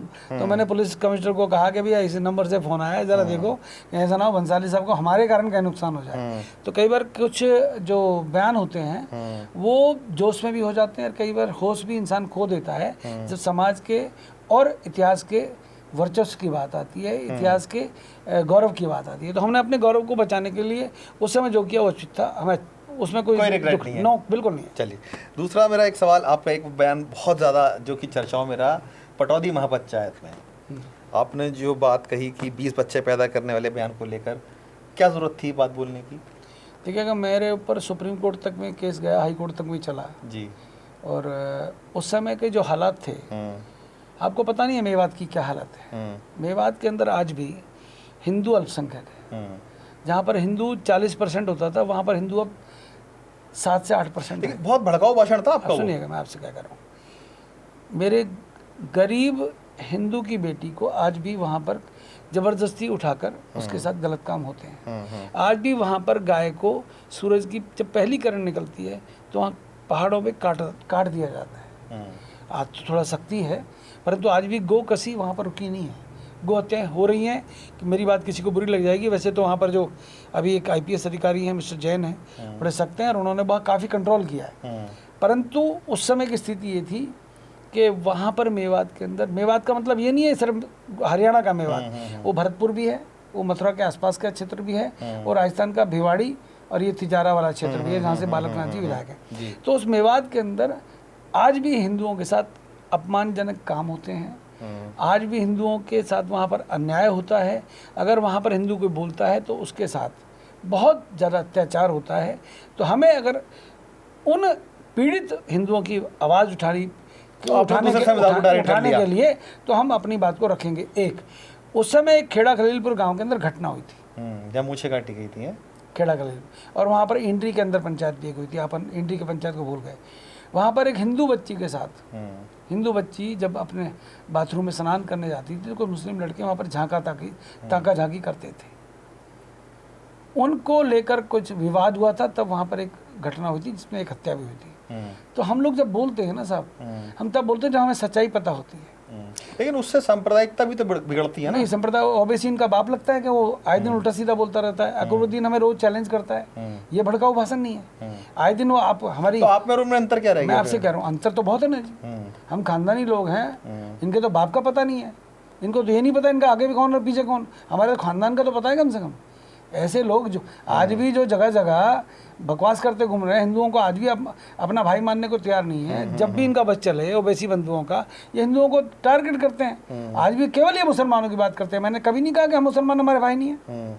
हम जो गाय का सम्मान करेंगे, जो वंदे मातरम गाएंगे, वो हमारा है ना देश का राष्ट्रभक्त मुसलमान। आपने एक बात और भी कही थी कि युवाओं को खासतौर से संबोधित करते हुए कि अगर आपको चुनाव नहीं लड़ना है तो 20 बच्चे पैदा करो। करने चाहिए, अगर आपके पास बहुत है, बहुत का मतलब आपके पास बच्चे पालने पोसने के लिए अगर क्षमता है उनके रखरखाव के, उनकी शिक्षा का खर्चा उठाने के लिए है, तो 20-20 क्या 30-30 भी बच्चे पैदा करना चाहिए।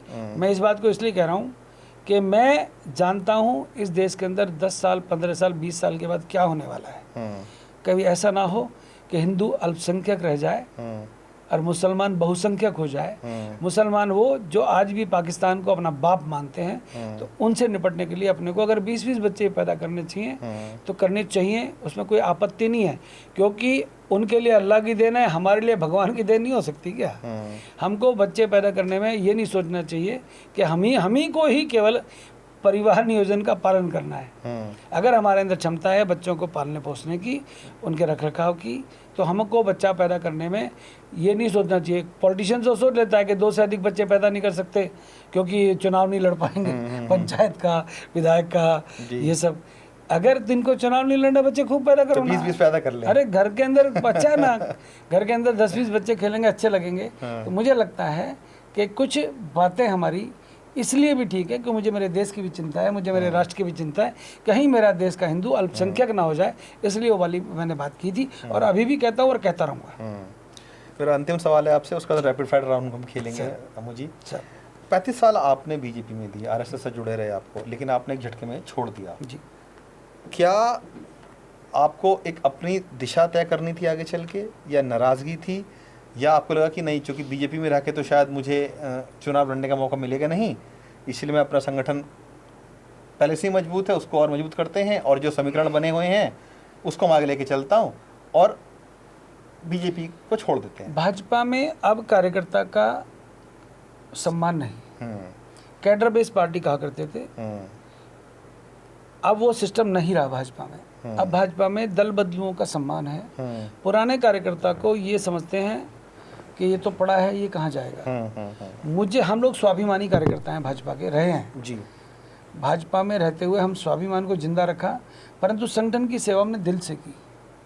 जब हमें लगा कि अब हमारा भाजपा में रहना हमारे लिए और हमारे सिद्धांतों के लिए ठीक नहीं है, अब भाजपा में जो सिद्धांत हमें दिए गए थे, सिखाए गए थे, हम 2-2 रुपए के मेंबर घर जाके बनाते थे जी। हम बूथ के एजेंट बनाने जाते थे। अब आप पन्ना प्रमुख ले आए, अब लोग अब बूथ प्रमुख ले आए, अच्छी बात है, संगठन बड़ा मजबूत हुआ ना। लेकिन इतने साल के बाद छोड़ने में कोई रिग्रेट लगा आपको? देखो साहब, जब एक परिवार को कोई व्यक्ति छोड़ता है तो निश्चित तौर पर दुख होता है, परंतु परिवार के अंदर कुछ लोग जो पार्टी के ऊपर उस समय हरियाणा में कब्जा करके बैठे थे, मैं खास तौर पे स्पष्ट कर दूं आपको कि मनोहर लाल खट्टर जैसे व्यक्ति ने अनेकों कार्यकर्ताओं का जीवन तबाह किया है। मनोहर लाल खट्टर इस हरियाणा के अंदर एक ऐसा व्यक्ति मुख्यमंत्री नरेंद्र भाई मोदी ने जबरदस्ती बनाया, जबरदस्ती बोल रहा हूँ, जो बिल्कुल भी किसी स्तर पर भी वो मुख्यमंत्री बनने लायक था ही नहीं। अनेकों बहुत वरिष्ठ लोग, पुरानी दोस्ती उन्होंने भाई, मैं आपसे दोस्ती तो मेरी मनोहर लाल से बहुत अच्छी थी, परंतु जो मनोहर लाल के पीएम साहब की, मैं आपसे कह रहा हूँ, मैं नरेंद्र भाई और मनोहर लाल जी के साथ ही तो रहता था, काम करता था, परंतु क्या कहते हैं चूज एंड पिक, वो सिस्टम रहा। तो मुझे लगा कि जब चमचागिरी, चापलूसी और जब मित्रों को बढ़ाना है, तो फिर मेरे जैसे लोगों का, शायद स्वाभिमानी लोगों का ऐसा नहीं था कि मेरे को वहाँ रहना चाहिए। और मेरे को लगता है कि अब मैं सही हूँ, अब कम से कम मैं गर्व से तो कह सकता हूँ मैं करनी सैनिक हूँ। अब मैं चौड़ा होकर आपसे बात तो कर सकता हूँ। बीजेपी के अंदर रहने का एक अनुशासन में रहने का एक सिस्टम था, हम लिमिटेड बोल सकते थे, लिमिटेड हमारी सीमाएं थी। हम लोग भाजपा में अनेकों पदों पर रहे, युवा मोर्चे में अनेकों साल रहे, उमा भारती के साथ काम किया, शिवराज चौहान के साथ काम किया, केंद्र में कृषि मंत्री हैं, जी किशन रेड्डी के साथ काम किया, दिनेश शर्मा के साथ काम किया, अनेकों लोग हमारे साथ के केंद्र में हमारे मित्र हैं, भूपेंद्र यादव, उनके साथ काम किया। कैलाश विजयवर्गीय आज मध्य प्रदेश के वरिष्ठ नेता हैं, चाहे उनको सम्मान उतना नहीं मिला जितना मिलना चाहिए था, वो भी हमारे साथ के। नरेंद्र भाई तोमर हमारे साथ के हैं, स्वतंत्र देव उत्तर प्रदेश के हैं, हमारे साथी हैं।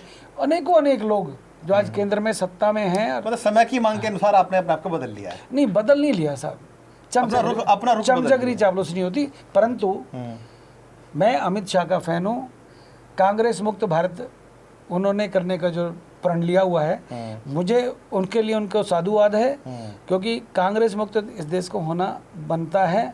कांग्रेस ने जब सत्ता में रहे लोग, इन लोगों ने बहुत गलत काम किए। मैं कांग्रेस विरोधी था, विरोधी हूँ, विरोधी रहूँगा, विरोधी रहेंगे। सूरजपाल जी, हम बिल्कुल अंतिम अपने दौर में हैं। मैं एक रैपिड फायर राउंड आपका खेलना चाहूँगा, जिसमें आपको सिर्फ सवाल सुनकर जो आपके जहन में वर्ड आए उसका जवाब देना है, लंबा आंसर नहीं करना है इसको। मेरा पहला सवाल आपसे है कि राजनीति में आपका सबसे पक्का दोस्त कौन है, और ऐसा कौन जिससे आपकी छत्तीसगढ़िया कट्टर सियासी दुश्मनी है? मैं जिस संगठन में रहा उस संगठन का प्रत्येक कार्यकर्ता मेरा बहुत पक्का मित्र रहा। दुश्मन? दुश्मन कोई नहीं रहा।